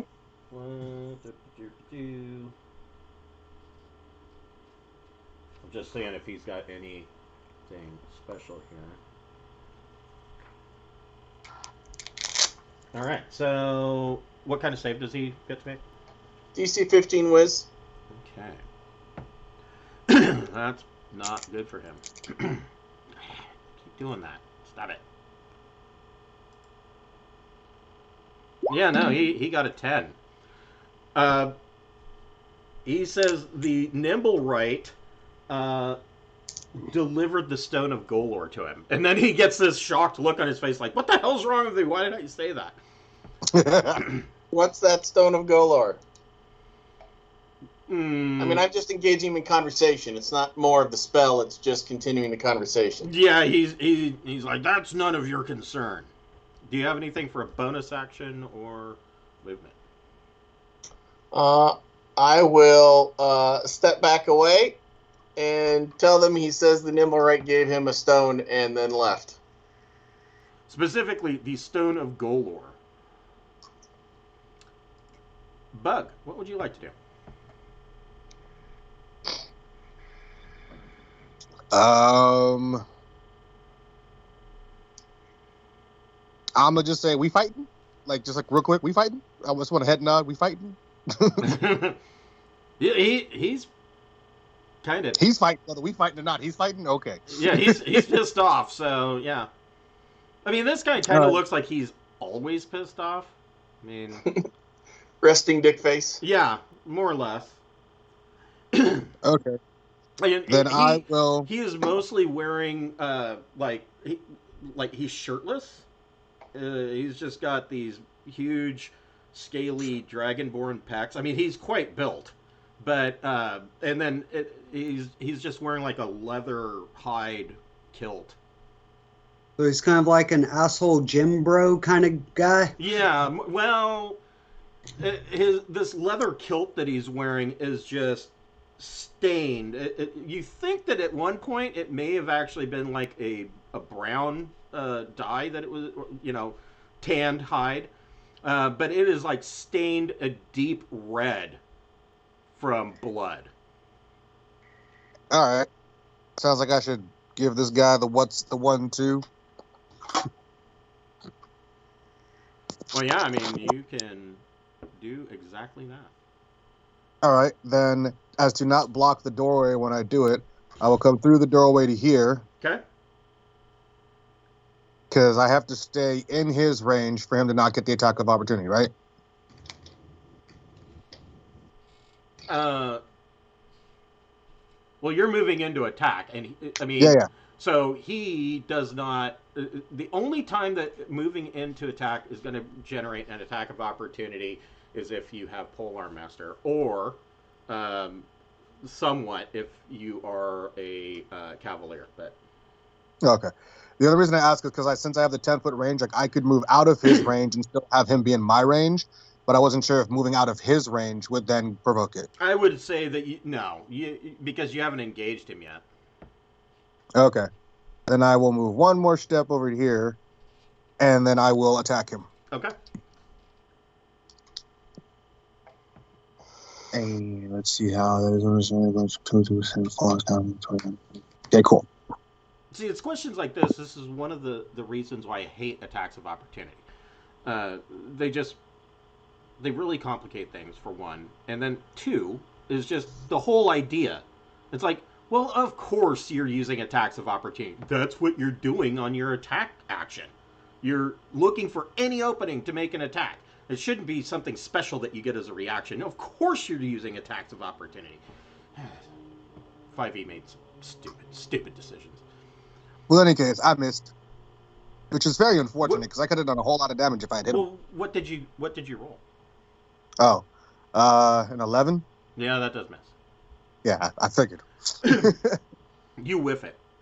Bonus action? You probably don't have any, do you? Not really. Okay. Madam Edith, what would you like to do?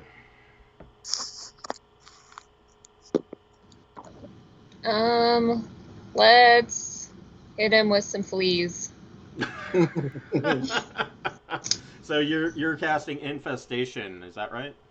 Yeah, it's a con save against 13. Ooh, God damn it. you get a 17. So Oops. he's like, ha, joke's on you. I got more than that just in my below my kilt. Like right now. Ugh. Okay, I'm gonna move further away. That's really gross. Okay. Took, what would you like to do? Let you die, pigeon sucker.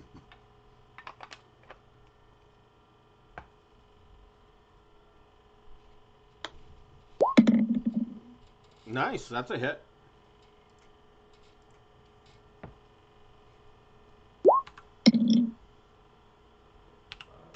Okay. Bonus.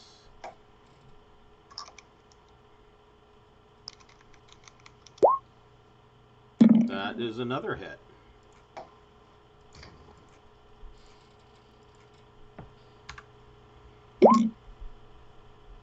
For another 5. Okay. All right. Yeah, you hit him and he kind of coughs and like a bunch of feathers comes out. Sparkles. Poor pigeons. Sparkles, what would you like to do? To make sure we're not getting surrounded, Sparkles is going to throw open this door into W2 and make sure nobody's coming up behind us. Okay, so you throw open the door to W2, and you see 2 squatters were hiding in this room, and they're like, "Oop, it's time to leave," and they bug out this back door.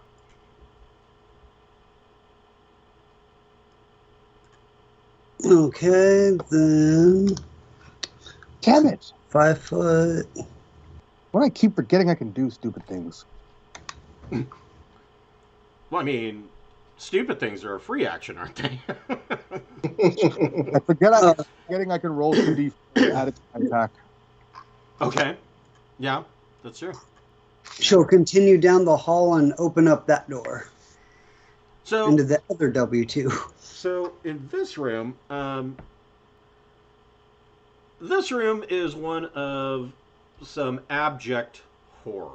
So it appears that that this room would be like the other W2s where this is where you do your taxes. No, it's like the other W2 rooms where it should be, you would expect squatters. Instead, what you're finding is that in the middle of this room there is a large wooden table that is cut out to be man-shaped, with the arms out, and there are leather straps on the arms and legs and around the waist, and it is stained with blood. And in the pile on a roller cart over here, in this little alcove, there is a cart, wheelbarrow style cart, full of butchered limbs.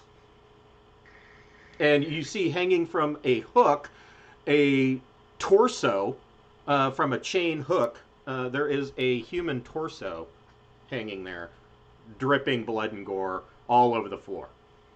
Fun. Like, is it alive? No, or it is just the torso. Oh, okay. She's just gonna casually shut that door and take the last 5 foot step back, going ew, ew, ew, ew, ew. Like, oops, wrong room. My bad. Occupado. This is not for me. And so that's her turn. Okay.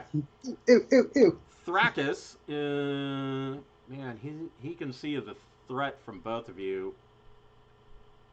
Two long-armed motherfuckers attacking him. He'll take a 5 foot. Well, yeah, I guess it's 5 foot step. And he is going to make an attack on Took. I'll be right back. If you get to me, I'll be right back. Okay. Good, skip me. Okay.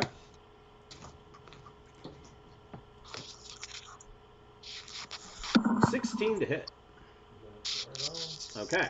You take 9 slashing damage from his immensely large cleaver.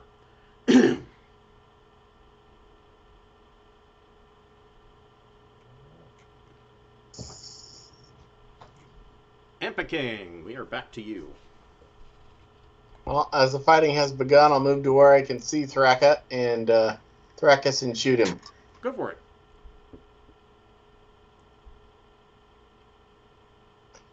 Damn it! What is it with today? Is that another nat 1? Yes. Well, don't feel bad. I mean, everybody's been rolling like it's like roll 20 is like, no, you're gonna roll badly in an entire game. Wait, I got inspiration for being a human being. Would you like it? Oh, that's right. You're a human, and you guys, yeah, you could give him inspiration. Please. Let's hope I don't roll a second one. Close. Oh my God, that was a 2. Wow. We're getting all the bad ones out of the way. Well, at least it wasn't a 1. Took. Thank you. You saved Took. More kiffage.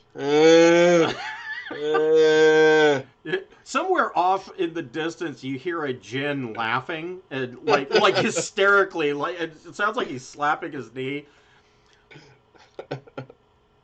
I'm done. Bug, what would you like to do?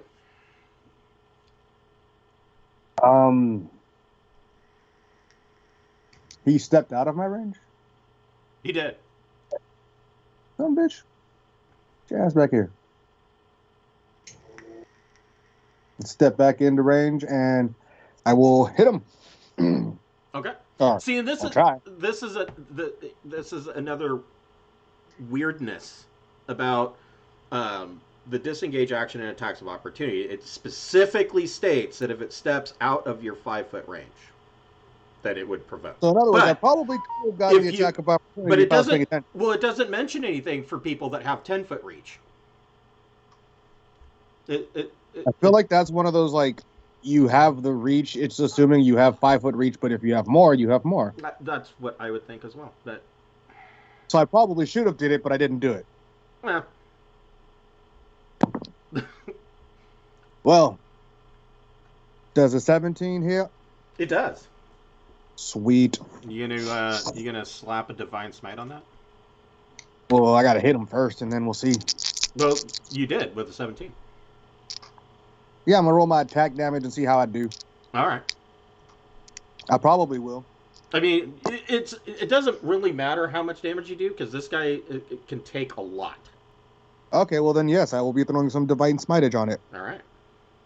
It's my last one for the day until we do a long rest. Ooh, nice. 6, 12, 18, 22, 26. Excellent. That got his attention. Your maul comes down, and you just hear blink right off of his head. And he kind of looks over his shoulder, like, blood coming out of his nose, like, you rang my chimes. Any additional movement, or are you going to stay where you're at? What do you want to do? I'm staying where I is. Okay. We gonna whoop on this fool. we're back to Edith. Let's try. Let's see. How far was that? Oh, that's not bad. Okay, let's try Freezing Ray on this guy and see if I can slow him down. Oh. Okay. Or Ray of Frost, you know what I mean. Sure. 16 to hit. That is a hit. Yay. 6 points of cold damage, and his movement's reduced by 10 feet. Okay. Maybe he'll chill out a little.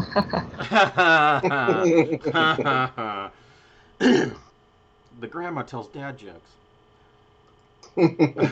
We're back to Took.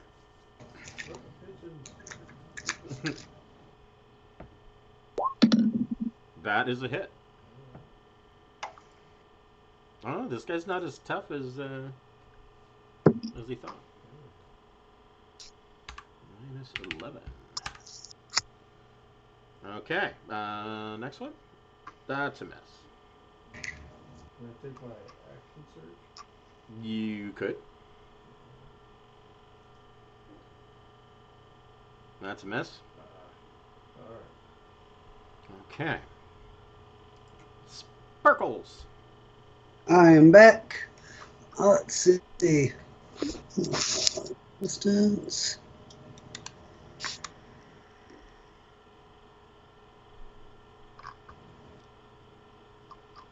I can get to there. Sparkles is going to come running up this way going, guys, ew, ew, ew, ew. No, I think that wall and doorway are too much in my way to be able to see him. Yes. That's all I'm going to do. Okay. Just ew, ew, ew, ew, ew. So Thrakus is going to try to whack Took again.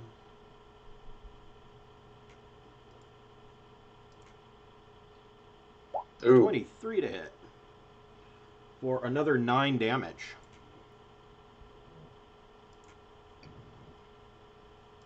Epiking. I've just so consistently almost killed party members. Well, you got clear line of sight on him, so. Yeah, I will instruct the imp to give Bug the help action. Okay. Even though I might need it more, I might also not do as much as him. So I will attempt the safety blast while I'm doing the safety dance. Okay.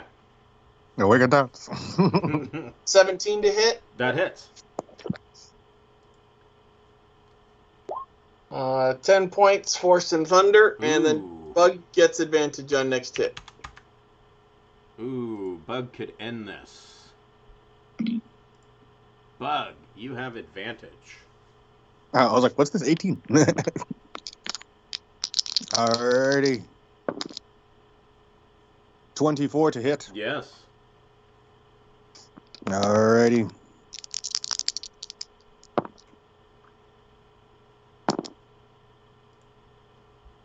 And 14. Oof. Okay, and Thrakus, the butcher, goes down. Look who's butchered now, bitch. So there is more for you. I mean, Thrakus, I mean, he's got this huge two-handed meat cleaver, but he doesn't have anything else on him. I mean, his kilt doesn't even have pockets. Nobody wants a bloodstained kilt. I will tell the party that Strahd had a wet dream in that room over there, and ew.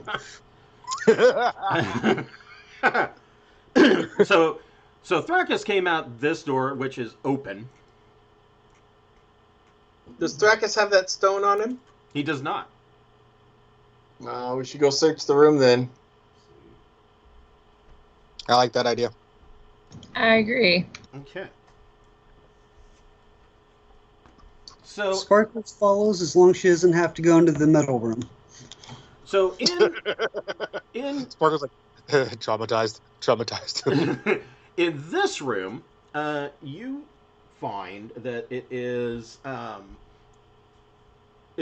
a slaughterhouse slash butcher shop, and again there is meat hanging from hooks. This time not humanoid. They are sides of beef, pork. There is in this alcove under a window there is like a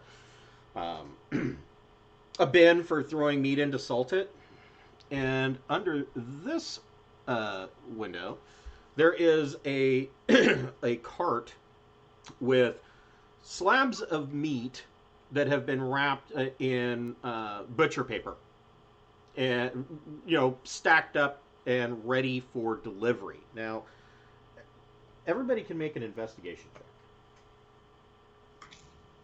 check. It's not my strength. 23.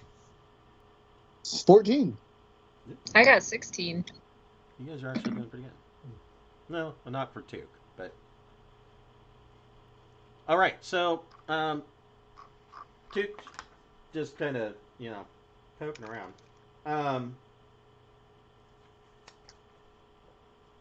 on a second here.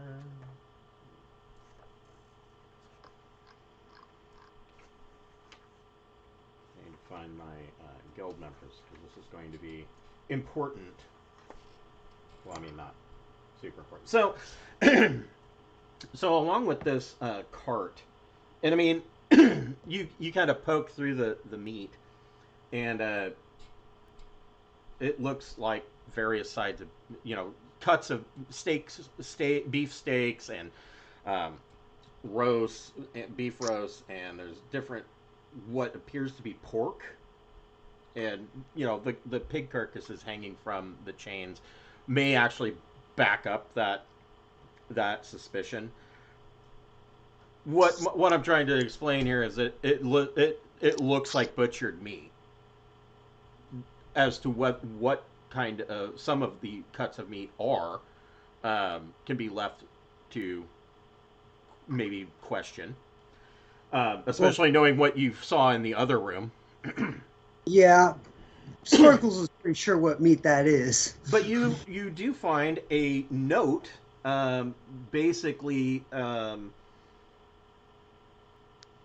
It is a note that shows, or kind of a ledger showing who this meat is supposed to be delivered to, and it shows Justin Rask, the Guild of Butchers, who you have met. He delivered meat to Troll Skull Manor, and on the list shows Troll Skull Manor as receiving or should receive a order of meat for this 10-day. And so you guys are on this list to receive the meat, some of the meat that's in this cart. Ew, ew, ew. This guy's a subcontractor. Should we take this, or should we leave the evidence? Well, I mean that's up to you. Yeah, I vote we take the list and we go yell at some people. So the other thing that you see on the list is that there was a recent meat delivery about an hour and a half before you got here, and it is still fairly early in the morning. I would say about 7.5 bells. Not that they do half bells, but it's like 7:30. That at 5:30 there was a meat delivery to an alley in the trades ward. But ultimately, in this butcher shop, you do not find any sign of a stone of Golor. You don't even know what the stone of Golor looks like, but you don't find any rocks.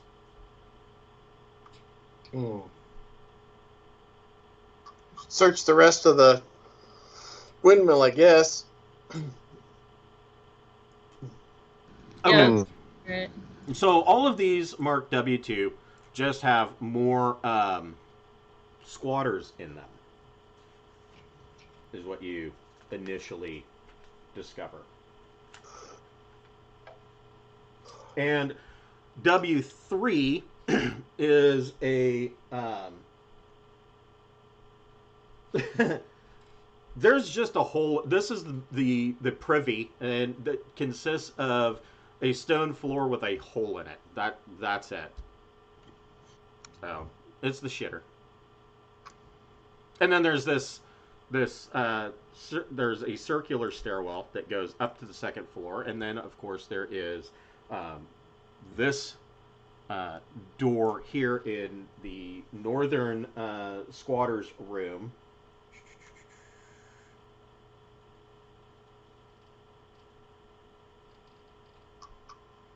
And whoever wants to check out that room can make a perception check. When you say want to, I'm at -3, so I can go open the door, but I probably won't even see anything. Sparkles will go investigate. Did you say perception or investigate? Perception. I got a 12. 25. 18 plus 7. Okay. So Edith and Sparkles are over here. And you guys notice, I'm going to just put you guys in here. Where did Toot go? Oh. you'll pray over the, Oh, the I dead. see. You're running up for the the stairs. No, that's fine. You can run up the stairs. That's cool. Can I go pray for the souls of the dead? Yeah, so Bug's praying, and I'm sure that after what Bug has seen, I don't know though. Bug may not be as bothered by this as you might think. I mean, he is a bugbear, so He's not bothered by it. It's just he's a paladin, so he's like, you know what? This is a horrible end to meet. and to meet. Yep, you got me. MEAT. Yep. Oh, we're terrible. So, Yep. So Sparkles and Edith, you open this door, and Sparkles, you see that this room is a this room's filled with debris, broken furniture, anything that evidently is no longer functioning in the in this converted windmill is tossed into this room. But the biggest thing that you notice is that the ceiling is very precarious. Like it could collapse in at any moment.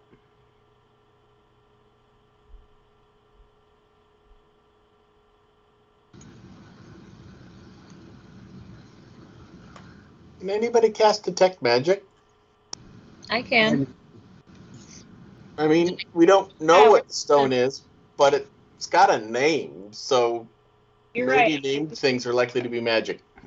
I will do that for you. I'll cast detect magic and walk around and see if we get any hits. Okay.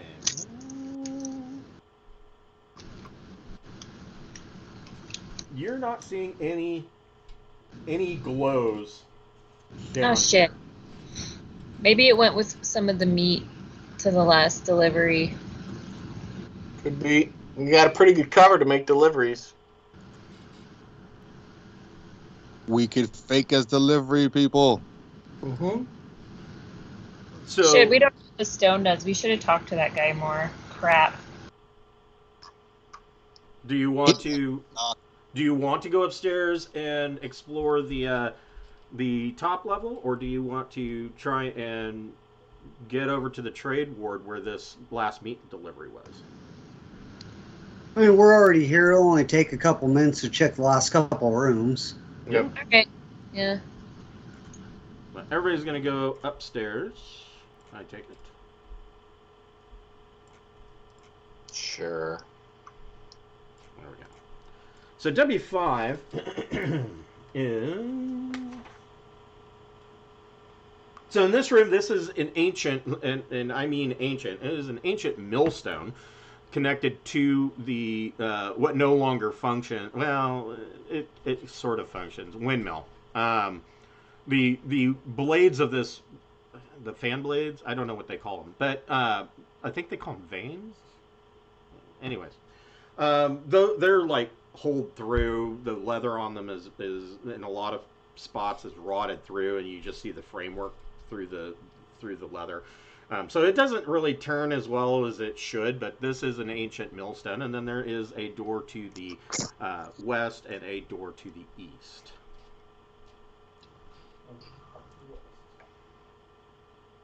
Okay. So you're gonna check. So, yep. And you.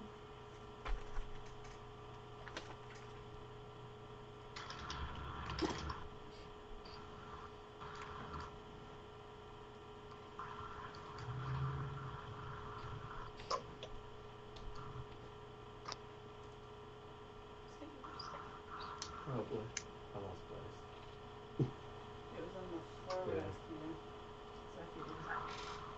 So you step in, and the floor falls out from under you, and you fall down into the room full of busted furniture, taking 3 points of falling damage. Down. Just straight down. Oh, Tuka's down? Yeah. It's a 0.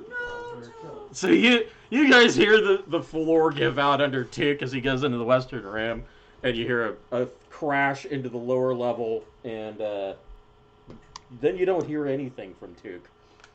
And the king will walk down the stairs and examine his arrival. And let's see, where's my class feature? He's laying broken and bloodied on the busted furniture, and he is presently unconscious. I will use my healing hands class feature and give him 3 hit points. Okay, so Tuk's back up with 3 hit points. There we go. What you doing down there, man? Sparkles just opens up the doors, looking through the hole in the floor. Edith and Bug, what are you doing? You got a door to the south, and you got a door to the east. I don't want to sustain a fall at my age, so I'm going to go down the stairs. Osteoporosis is a bitch. Yeah, I'm going to let the young people risk walking through a rotted floor. That was kind of scary. I don't have a life alert. I can't afford a broken hip. Health insurance for Medicare in Waterdeep is terribly expensive. That's right. So I'll go to the south door. So at the south door, the door is locked. Not for long. You want to smash the door? I'm gonna use my maul as a key.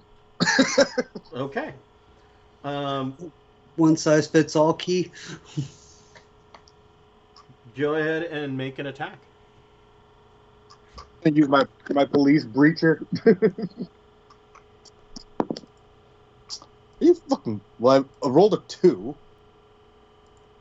I think that's an 8. I rolled an 8. Well, here's a better way. Make an athletics check. Okay. You did not just roll a 1. Yep. So the bugbear is having trouble getting this door open. Sparkles, you're opening the door to the east? Correct. Okay. So you see more pigeons in here. Oh. Since that room's not, I'll go help Bug. Okay. So Sure you want to be around me while I'm trying to fail at opening a door? So, Sparkles, you can make a athletics check, and you can make it with advantage. I'm going to assume that Bug is still attempting to shove on this door. Athletics, you say? Yes. Where's my athletics? That's going to be a 7, Bob. Well, I'm like 4 foot tall. I don't have a lot of athletic pushing. He's not in the. He's not big on the strength. Can I do mine again with advantage? Yeah, because he's giving you the help action on this door. More mental support. 14. You guys still are not getting this door open. I will tell you, it is a DC 20 strength athletics check. Okay. I can have the imp help them.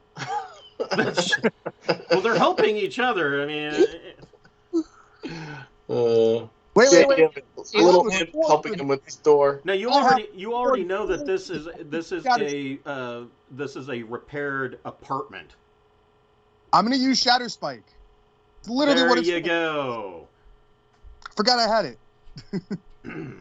Okay, so Shatter Spike. Oh man. They like nerfed it, but it breaks stuff. Yeah.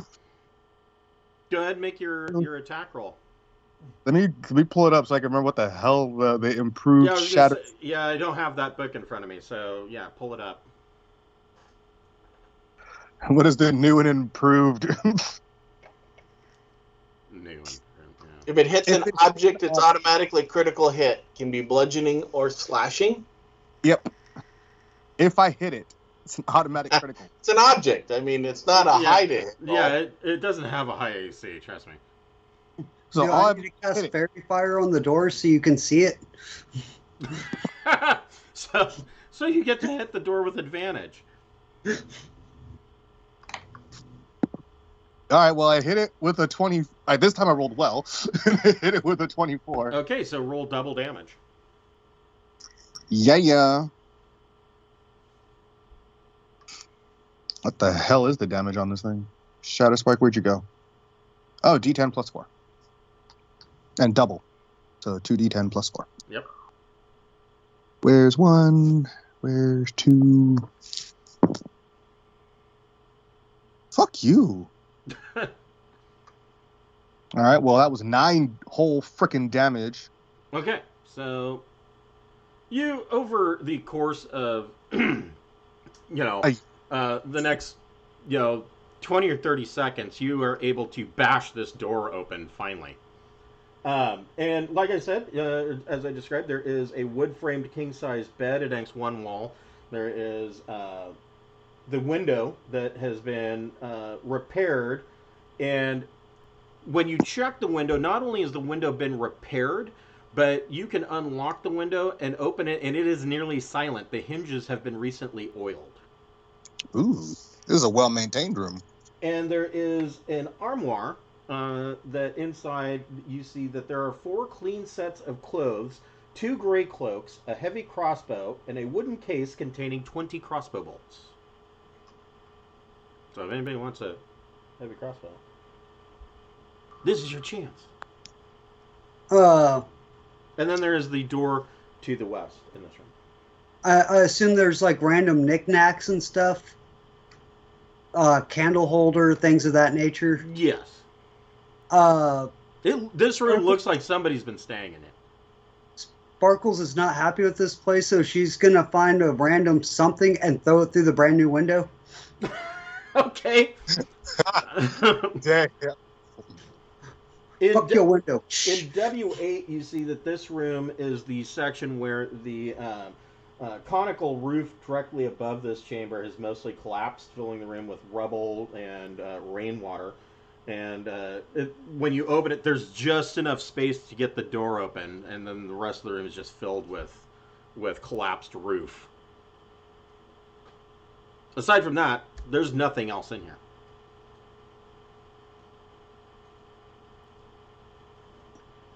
Anybody want the crossbow? I got finger can't guns. feel it, so I'm good. But so that is not the butcher guy's room, or is it? No. Well, I mean, I don't know. It seems like an awfully nice and clean kept room for the guy that you just dealt with. Yeah, that's what I was saying. Is somebody else must stay here, and maybe they have the rock now or something. His boss. Yeah. We could hang around, or we could return the body of the Nimblewright, and those people probably know about whatever this rock is. They can tell us something, hopefully. Yep. Another option. Yeah, so I mean, you could go to the alley where this meat delivery was, or like you said, you could go to the the House of Inspired Hands, and talk to the priestess of Gond and see if she knows anything, and if you're bringing back the Nimblewright. And she did offer you a reward for the Nimblewright. I think we should go close the loop on the Nimblewright, and then we can see if they're right, know about the rock, or move on. Okay. Does anybody else think that the House of Inspired Hands sounds like a really shady massage place? Just saying. Just saying. Okay. Give me just a moment. I'm going to go grab something to drink, and I'll be right back. I'm parched.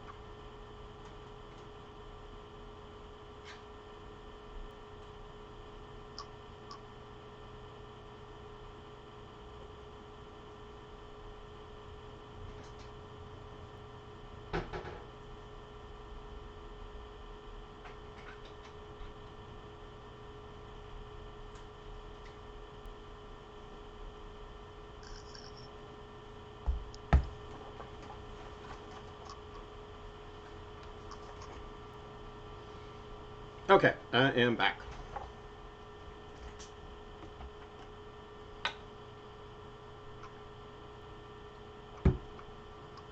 So, you guys head on over to the Sea Ward, to the House of Inspired Hands, and yeah.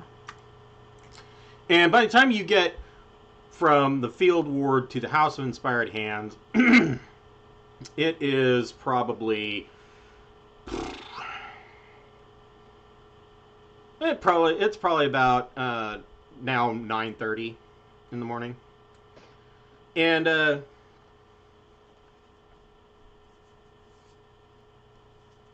on here.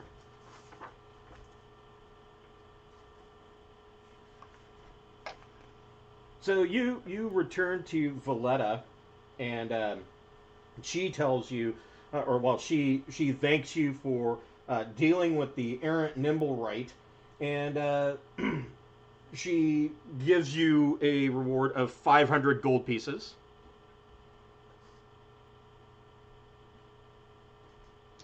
I will mark that down. I think we should let her know her Nimblewright was far more trouble than she thinks it was. And she offers, she says, clearly, and that is because it was improperly created by Nim, and Nim is in the this is in the museum section when you first open up and you go into the House of Inspired Hands, and Nim is in the back and helping kind of polish and clean some of the museum things, and when she says, that's. Yeah, I don't doubt that it was difficult to deal with because it was improperly created by Nim, and Nim kind of hangs his head like, a dejected child. So in addition to the 500 gold pieces, she also offers 3 of these magical items. The first is adjustable stilts. The stilts take 1 minute to put on or remove. They increase the height of any humanoid wearing them by 2 to 5 feet, and each stilt weighs 8 pounds and is 1 foot long when fully collapsed. We should give him to Sparkles. Yes, give the stilts to the fairy that can fly. Mm-hmm. Makes sense. Sparkles does suggest to the lady that she uses that thing's head as a candy dish. The next item that she gives you is a backpack parachute. A humanoid wearing this piece of gear can deploy the parachute as a reaction while falling or as an action otherwise. The parachute requires at least a 10-foot cube of unoccupied space in which to deploy, and it doesn't open fast enough to slow a fall of less than 60 feet. If it has sufficient time and space to deploy properly, the parachute allows its wearer to land without taking falling damage. Once it has been used, the parachute takes 10 minutes to repack. Okay. And That's then cool. the last item is a barking box. This metal cube, 6 inches on a side, has a crank on top. Using an action to wind the crank activates the box for 8 hours. While activated, the box barks whenever it detects vibrations within 15 feet of it. As long as the box and the source of the vibrations are in contact with the same ground or substance, a switch on one side of the box sets the device to emit either a small dog's bark or a large dog's bark. So essentially what this thing does is that you wind it up, it's good for 8 hours, you put it on the ground, and you go to sleep. And then anything that tries to sneak up on you within 15 feet, this thing will start to bark, thus waking the party. That's cool. That is cool. I immediately set it to small dogs since they're annoying and will wake me up quickly. And then the last thing that she gives you is a matchless pipe. So this is a smoking pipe, and there's a switch made of flint built into the bowl of this fine wooden smoking pipe. With a few flicks of the switch, the pipe lights itself. I already have a magic pipe, so if someone else wants the matchless pipe. Now, the funny thing is, when I first saw this, I don't know if anybody has ever seen one in person. I have. This is actually a real thing. Like, in the late 60s through the 70s, they were trying to sell these matchless pipes. It was basically a Zippo lighter that was built into it. And they didn't work for shit, but, you know. Kind of a cool idea, but not really. I like the cool idea. So yeah, if anybody wants a matchless pipe. So are you asking her about the stone? Yes, definitely. Okay. I don't know if she knows anything about the stone. Let's see here.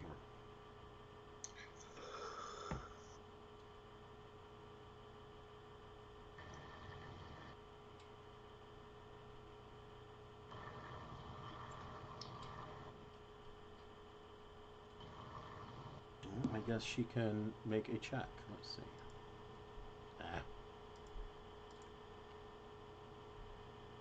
And how did the Nimblewright that we killed know about that stone in the first place? That's a very good question that you guys haven't asked. That's interesting. So she tells you that the information that she knows about the Stone of Golor, all that she knows is that it is a glossy greenish-gray stone that will fit in the palm of your hand. The legend that she heard is that the stone is actually an aboleth named Golor that was transformed by magic into this object. Do we know what an aboleth is? I would think that you guys probably, while you have not ever run into one, thankfully, I would think that you would know. You've heard tales of what an aboleth is? So we would be suitably terrified of what would happen if this stone was activated. You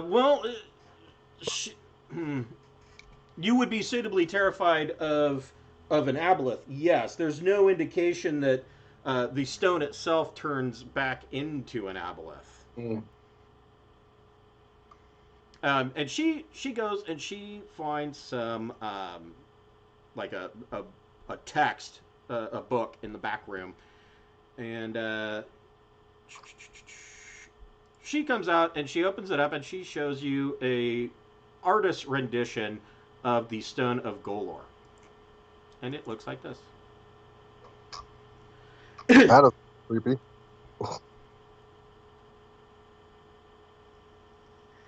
So at least now you know what you're looking for. But Bug had a very good question. Unfortunately, now,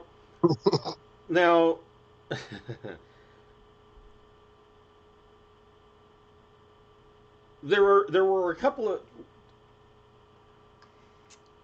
The very good question is, how did the Nimblewright know about the stone?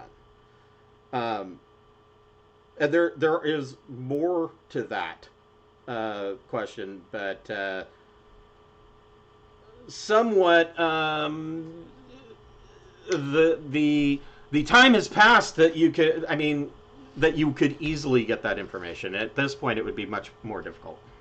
Damn it! It's not impossible. It's just it would just be more difficult. Of course, I think of something awesome too late. Maybe he stole it from the noble's house he was in before. Who knows? We could go check with them still. Yeah. Or the meat delivery. Does anybody have like a talk with dead spell? I do not. Or Yeah. 3rd level. I don't know what level talk with speak with dead is. I think it's funny that the cleric is asking if anybody else has a speak with dead. Hey, it sure would be great if one of us could speak with dead. Isn't that your thing? You're not here to talk about me. This isn't about me.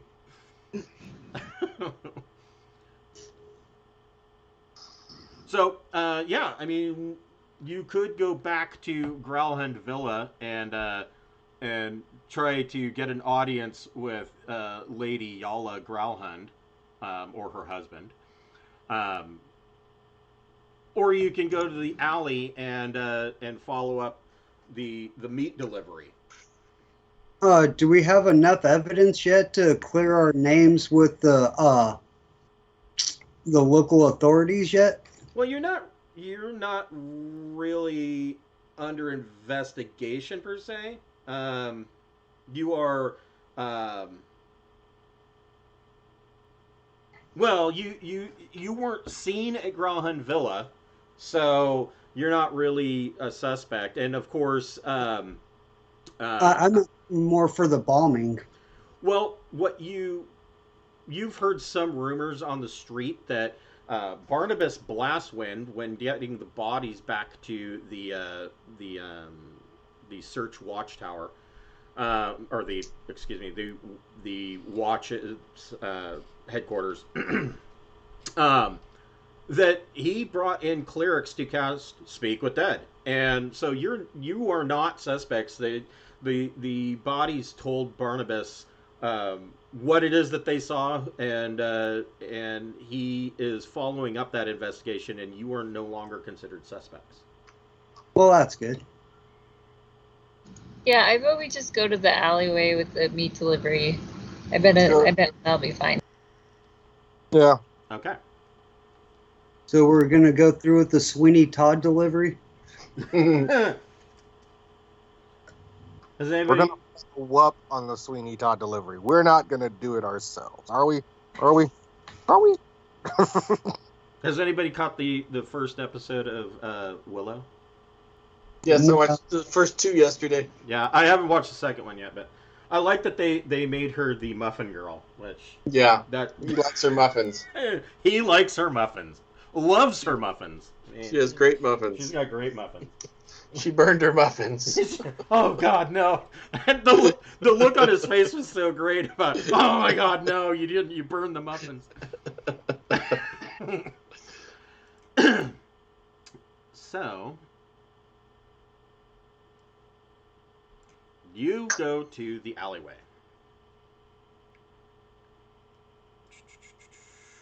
And I have to. Here we go. I'm gonna presume there's an hour rest somewhere in between. Yeah, you can take an hour rest. Stop at the local coffee shop and grab a scone. Yep. Yeah. I mean, like I said, in the Sea Ward at 9 in the morning, there are plenty of little shops and eateries, and there's carts with meat pies. Yeah, you guys can go antiquing while I recover spell slot. And anybody who has taken damage can, of course, roll as many hit dice as you would like to regain hit points. For the first time ever, somebody is saying, "Boy, I wish we had a bard with us." No. No, that's okay.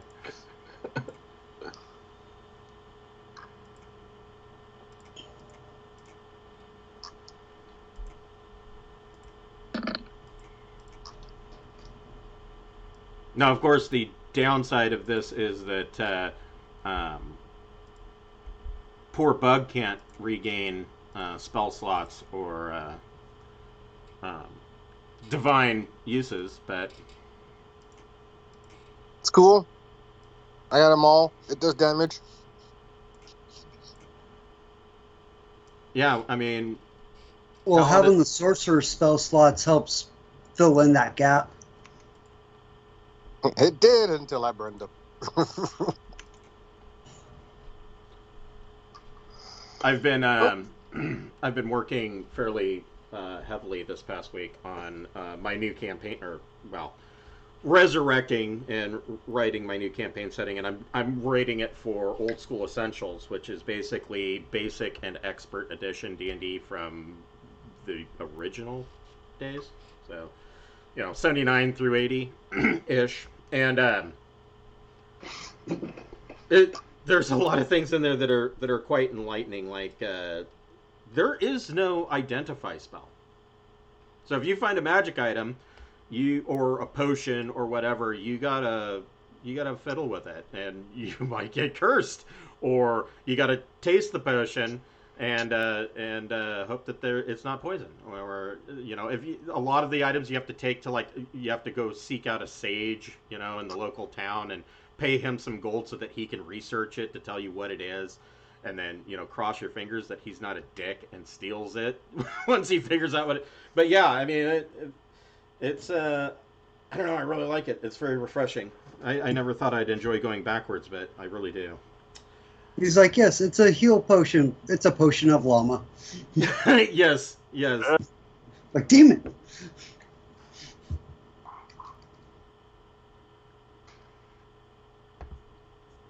And some of the spells, I didn't remember this, but like Magic Missile, it didn't do none of this 1d4 plus 1 stuff. It at first level it did 1 dart, and it was like 1d6 plus 1. And then you got an additional dart every 3 levels after that.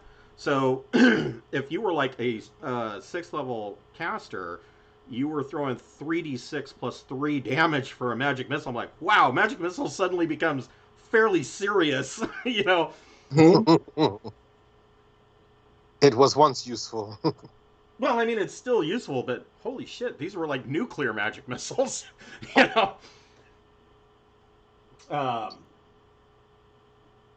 So you make your way to the alley, and this is as you enter this alley entrance, this is in the trade. Well, I should probably show you the trade ward. Let's see here, so that we know where we are at.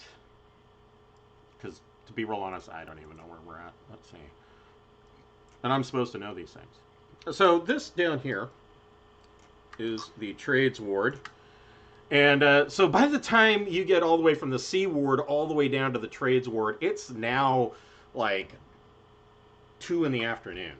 I mean, that's a long walk. I mean, I suppose if each of you want to shell out 5 copper, you could cut down that time chunk by taking a dray and riding in style on the double-decker horse-drawn carriages. I'd pay 5 copper. What about you guys? Yeah, I don't see Edith walking across town. Yep. Poor old lady. Yeah. I stubbed my toe and I broke a hip.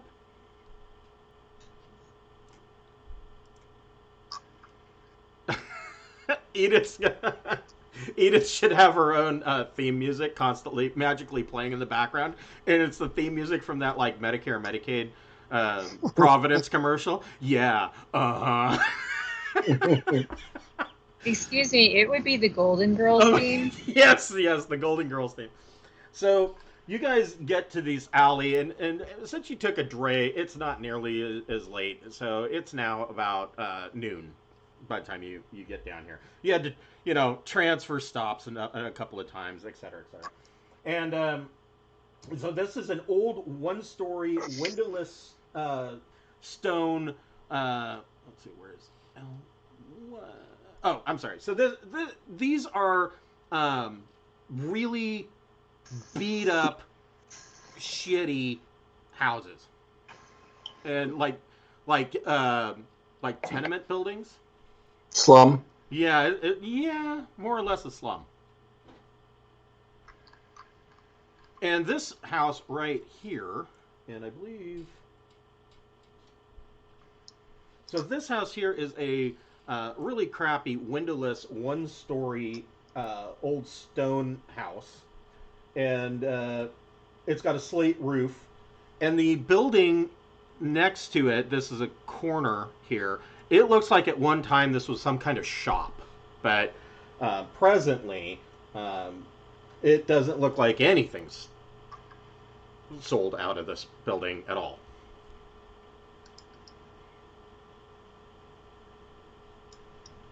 Now the note that you found as far as the delivery, all it showed was that there was a delivery made somewhere in this alley.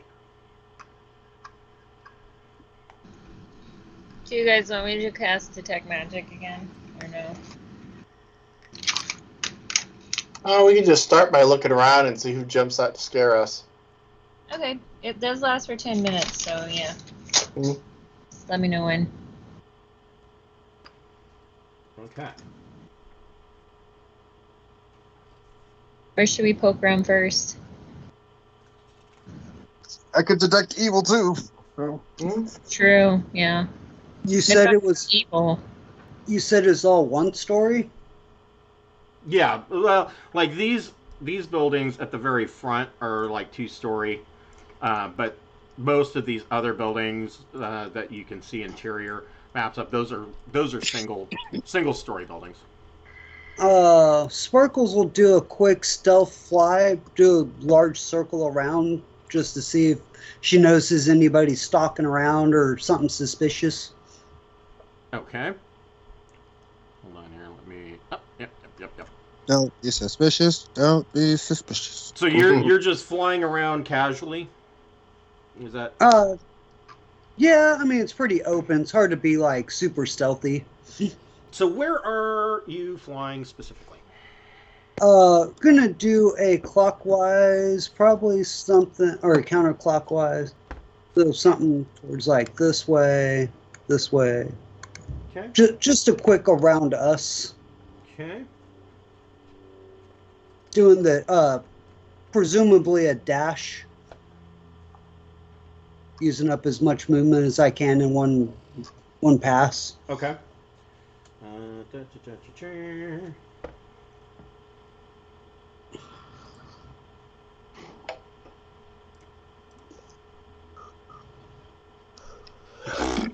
What is Sparkle's passive perception? 17. Okay. So, doing a casual, and are you doing? Well, you said that you're not doing it stealthily. So, I mean, you're just trying to casually fly around. I'm a pigeon. Don't mind me. In this little, that didn't quite do what I wanted to do. In this little alleyway down here.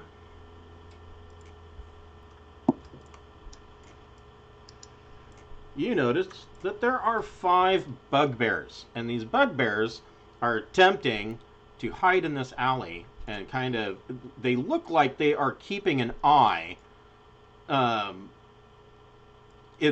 trying to keep an eye in this direction. And they are hidden down, trying to, hide amongst the trash and whatnot, and stay out of sight. But Sparkle's flying overhead. being the eye in the sky, sees these bugbears. Should I have my imp go fuck with him? Yeah, do Give him a wedgie. Well, my imp's invisible and can project my voice. So. Oh, that'll be hilarious. Go tie their shoelaces together, get them to fight each other. I'm thinking more Ken, remember the bowl of Jell-O in July. So I was wrong. This shop here, it is a business, and it is currently a business named Cuttle's Meat Pies. That explains a lot.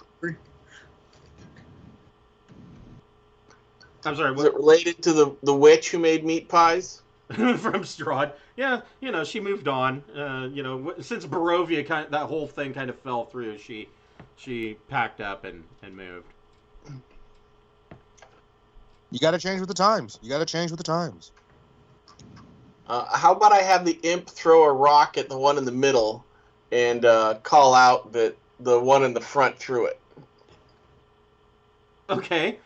Good idea. Go ahead and make a deception check.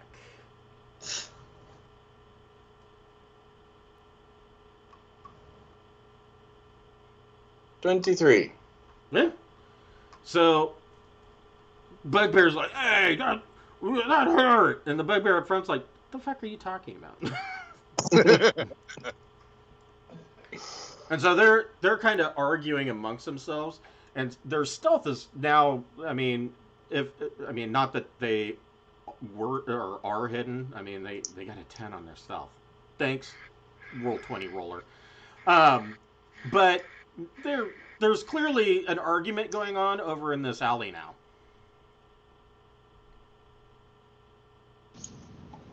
So can we just waltz on by? What do you guys think? I mean, this is the entrance here to Cuttle's Meat Pies. Kind of leads into a little mudroom area and then into the shop proper. Should we go into Cuddles while they're distracted? Yes, I think we should. Okay. And I can hang back because, I'm a bugbear and all. Cool. Yeah, Sparkles will hang back and keep an eye on them and give a whistle if she hears or sees a movement. Bug can hang back and, talk with his peeps. Or at least kind of buy us some time if necessary. Yeah. That little circle's the imp. Oh, okay. So, and Took, are you going into Cuddle's Meat Pies? Sure. Okay. So we'll put you guys. This is like a little mudroom area. Ah. And Bug, you're staying outside, and Sparkles, where are you going? Sparkles is going to try to do a stealth check and blend in with this pile of trash. Okay, go ahead and make a stealth check. Nat 20 plus 7. Okay, so you got a 27. You are effectively ninja'd. It's easy when you're tiny. I guess. So you go into Cuddle's Meat Pies, and you see a middle-aged, older, portly middle-aged woman. As you come in, there's a little bell on the door, ding ding, and you come in, and she says, "Oh, hello, welcome to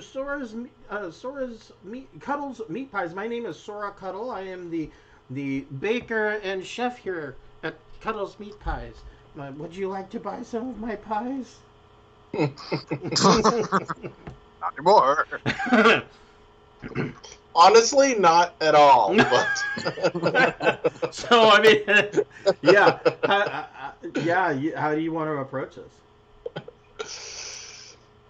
is she aware of a Dragonborn is he your supplier?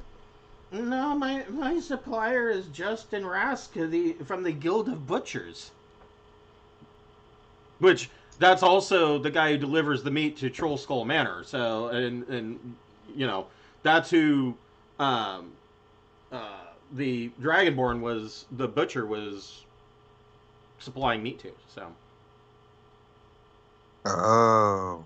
Okay. She says, we just got a delivery of meat this morning. You might want to check your meat for homeless people. She said, "Excuse me." Nothing. Did they deliver it through the back alley or through the front of the store? They do. They did deliver it through this back alley door. This back behind through this door is her bakery and where she her kitchen and bakery. Well, we think whoever delivered it may have dropped something. I'm going to ask politely to go over to the back alley that way, since it seems like it's kind of blocked off over here. Yeah, There's some it's not but- it's not exactly blocked off. It's there's the street is rubble strewn and the cobbles are cracked and there's potholes. But aside from that, you can traverse through there. Difficult terrain. Will she let us go through the bakery, though? Because there's some rough-looking bugbears hanging out in front, and they're making me nervous. Make a persuasion check on that one. Okay. Slip her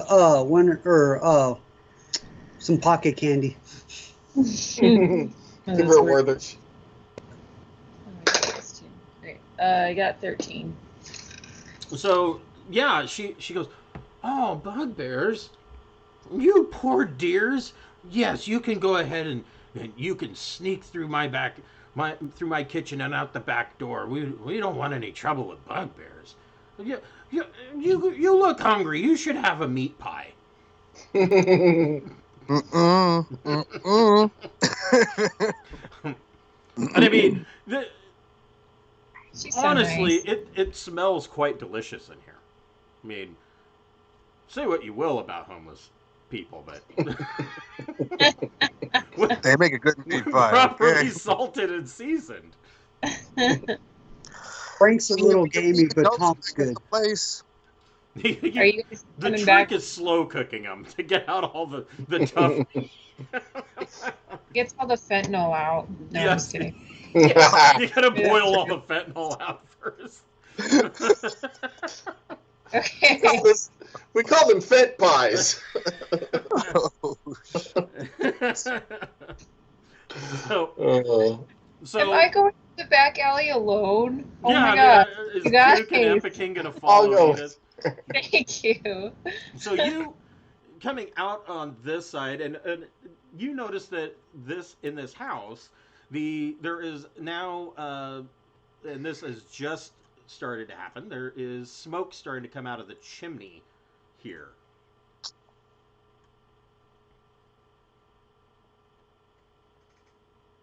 I mean, it's a bakery, so neighbors cook things too, right? Well, this is well. I mean, yeah. I mean, and from here, the door opens. Hold on. There we go. That's the one I wanted.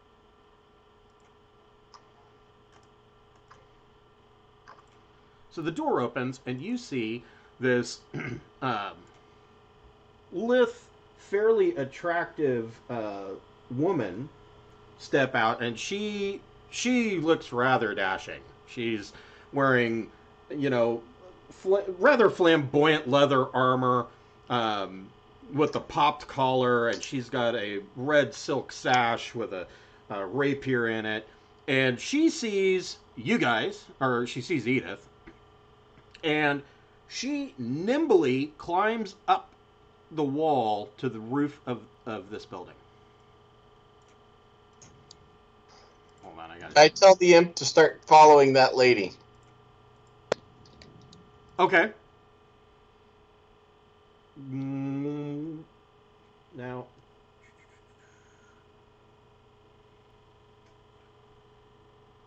meanwhile, in here, and she calls out as she calls out as she's climbing up the wall, and inside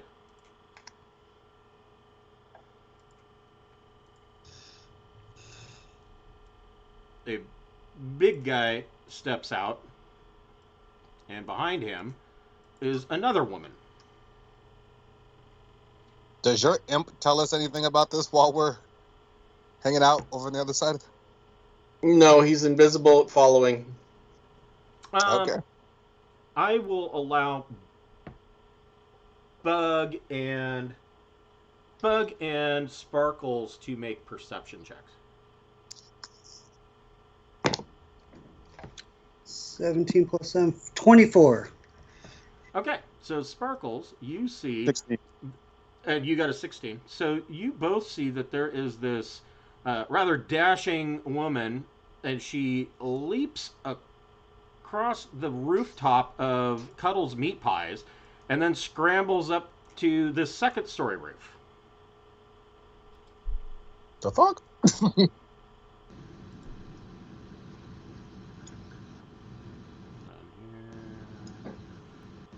That's weird. Yeah, certainly.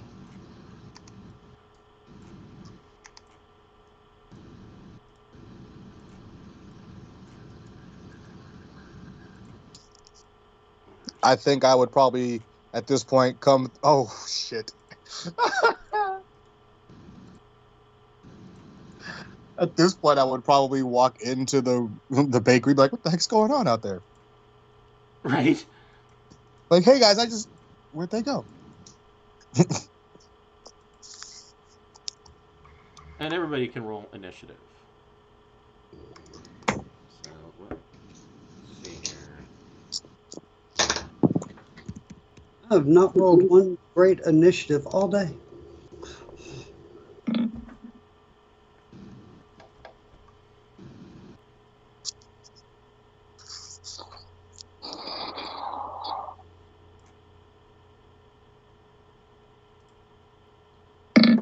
Ugh, really? Fucking A. So, this guy...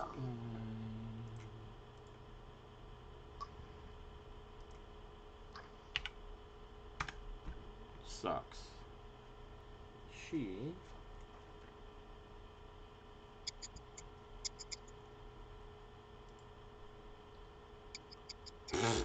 There's no in between with me.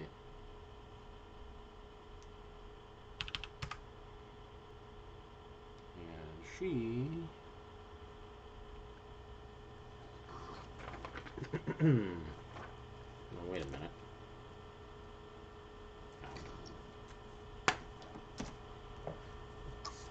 What are you talking about? Oh, well, that's because that's in the back of this book.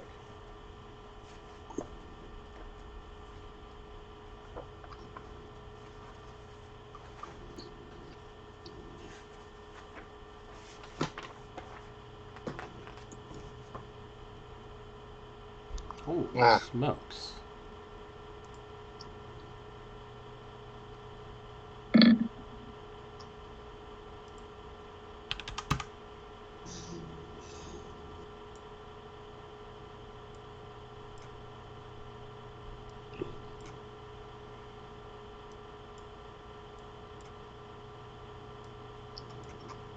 Okay.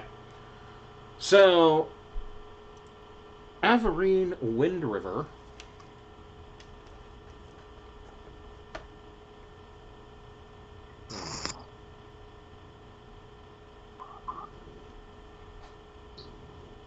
She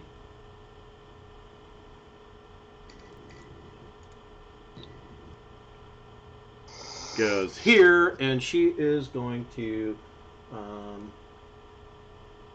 shoot her hand crossbow at Edith. Don't crossbow Grandma. What the heck? Hostile. And misses with a 6. That's fantastic. Their conscience got to them halfway through the shot. And Vivette Blackwater, who is running across the rooftops, is going to use the dash action and vanish off screen. The invisible imp can fly 80, and his job is to follow her. Okay. Bug. So you see this woman. Oh, yeah, and I forgot. These guys are going to wake up.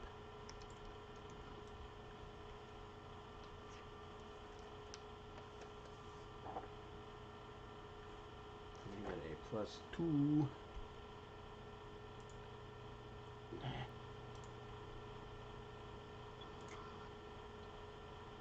Nice. Oh, shit. So actually,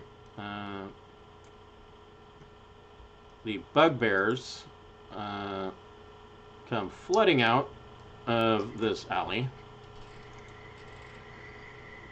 Oops. To there. So, Bug, you see these bugbears come rumbling out of the alley, heading your way. And they look, I mean, they look like you should cross the street.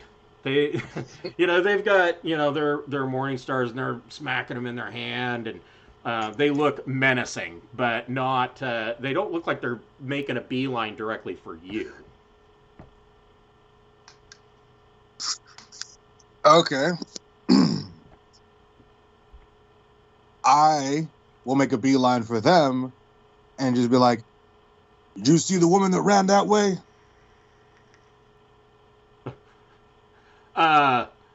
They're like, yes. Yes. What are you doing in our alley? You mean our alley? Of course it's our alley. We don't know who you are. You wouldn't. You're too low level to know anything. Make a deception check. This is gonna fail horribly. Yep, and it did. Yeah, they are now kind of eye locked with you. They're like, we're gonna have to break your knees and teach you a lesson. You get whatever movement you want, and you get a bonus action if you have one. Sparkles, you better be ready for a little support. Yeah, they're just... like, guys, let's not be hasty. I'm a man of holy righteousness. Don't beat me.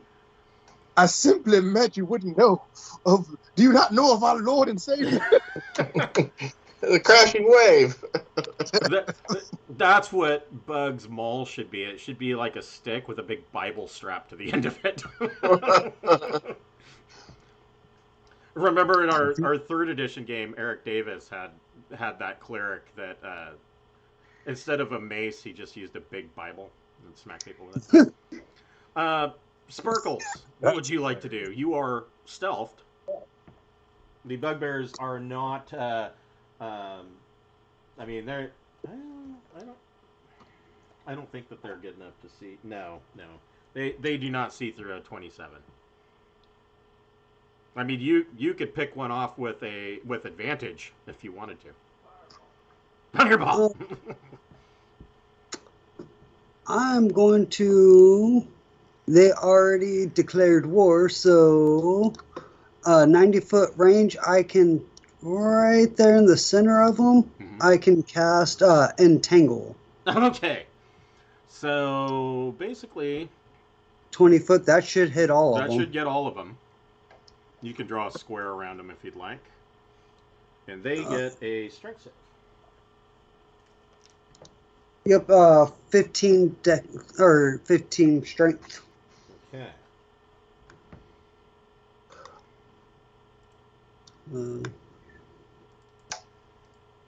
I am just regretting my life decisions right now. No, they get a 4.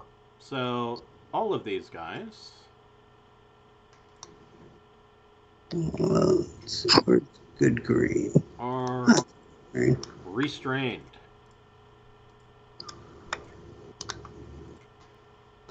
There we go. Looks like a good square. Good old area of denial spells. Okay. Anything with a... Well, you are no longer stealthed, but bonus action and movement. Or you can stay right where you're at. Can only maintain one concentration spell. No, that's where for movement, fly up to the top of the roof Okay. and try to yell out to the other people, bugbears. Okay. So, yeah. So, you guys over here, Empicking, you can hear Sparkle's tiny voice, "There's bugbears!" Empicking, what would you like to do?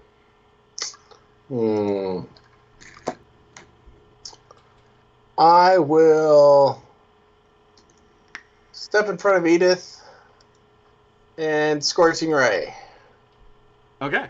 Let's see. I get 3 rays, so 2 at the big guy and 1 at the other person. Okay. First roll at the big guy's a 13. Let me roll the others. Let me see if 13... Well, let's do them one at a time. The 13 does hit him. Okay, he takes the 8. Okay. Plus Genie's Wrath. 6 fire and 2 Genie's Wrath. Second bolt at the big guy. I'll roll that. Does a 12 hit him? It does. Oh, well, then he takes... For wearing leather armor and being a thug, he's got really shitty AC. He takes 6 because I get Genie... No, 6. Okay.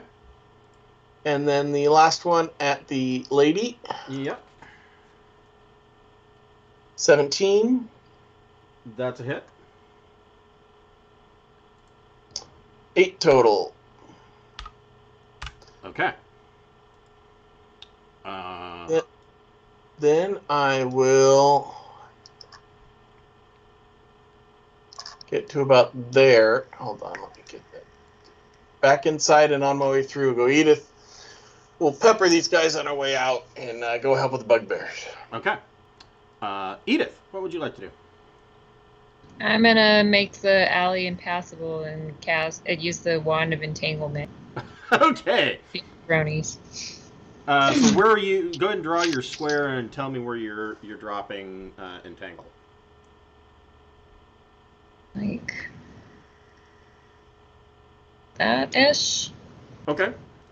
I think it might poke out a little on either side of that thing, but yeah. So let's see here. Averine Let me measure it. needs to... Need to be bigger. No, she fails. She is entangled. Cool. And he... I'm just going to start referring to him as Zorbog Jackoff. Okay. 18. He is not entangled. He's It's still just difficult in terrain for him. Yep, No. he's just in difficult terrain. So, Then I limp through the meat shop to, let's see, like there. I like how you guys haven't told poor Cuttle that her meat pies are filled with homeless people. You're just gonna let her keep selling them, you know? Well, I wasn't totally sure. I didn't want to tell her that they were homeless people if I didn't know 100%. Because she'd throw them all away, and then, it's a pretty good bet, and it's a pretty safe bet. I mean, you guys probably want to throw out all the meat that you've had delivered to Troll Skull Manor and make a huge complaint to the Guild of Butchers, because, I mean, unless you don't care about eating homeless people. I mean, Jeff's old character, wouldn't have cared. Let's all try a piece of the pie and see if it's decent. Sometimes, adventures are about the people you eat along the way. Yeah. Good friendship. Make new friends, eat new people. Yes. About the adventure. Try new- Okay, so Took, what would you like to do?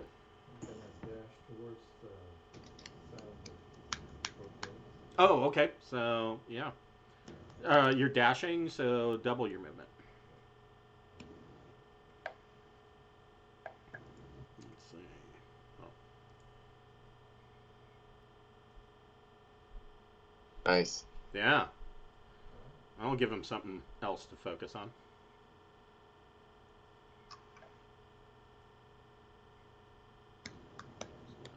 There you go. And Happened? so Took dashed back out towards the sound of bugbears because remember Sparkles yelled out. Oh, okay. Zorborg Jackoff.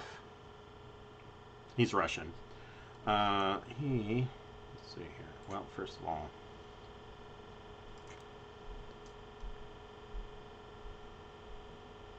shit. That's going to be 24 feet just to get to here.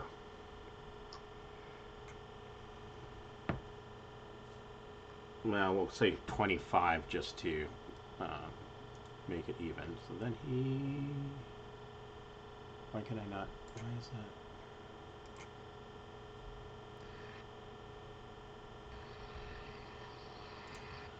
that? Okay, so he can get to... Whoops. Right here. And he's going to fire a heavy crossbow at Empicane. No. He's not allowed. I am not okay with that. I decline. Oh. And he misses with an 8. And as his bonus action, he discards the heavy crossbow. And we will pick this up next week at noon on Saturday with the next episode of Waterdeep Dragon Heist. Yeah. Sounds right. good. All right. Take care, guys. Have a good one, guys. I will see you next week. You too. Thanks, team. Next week.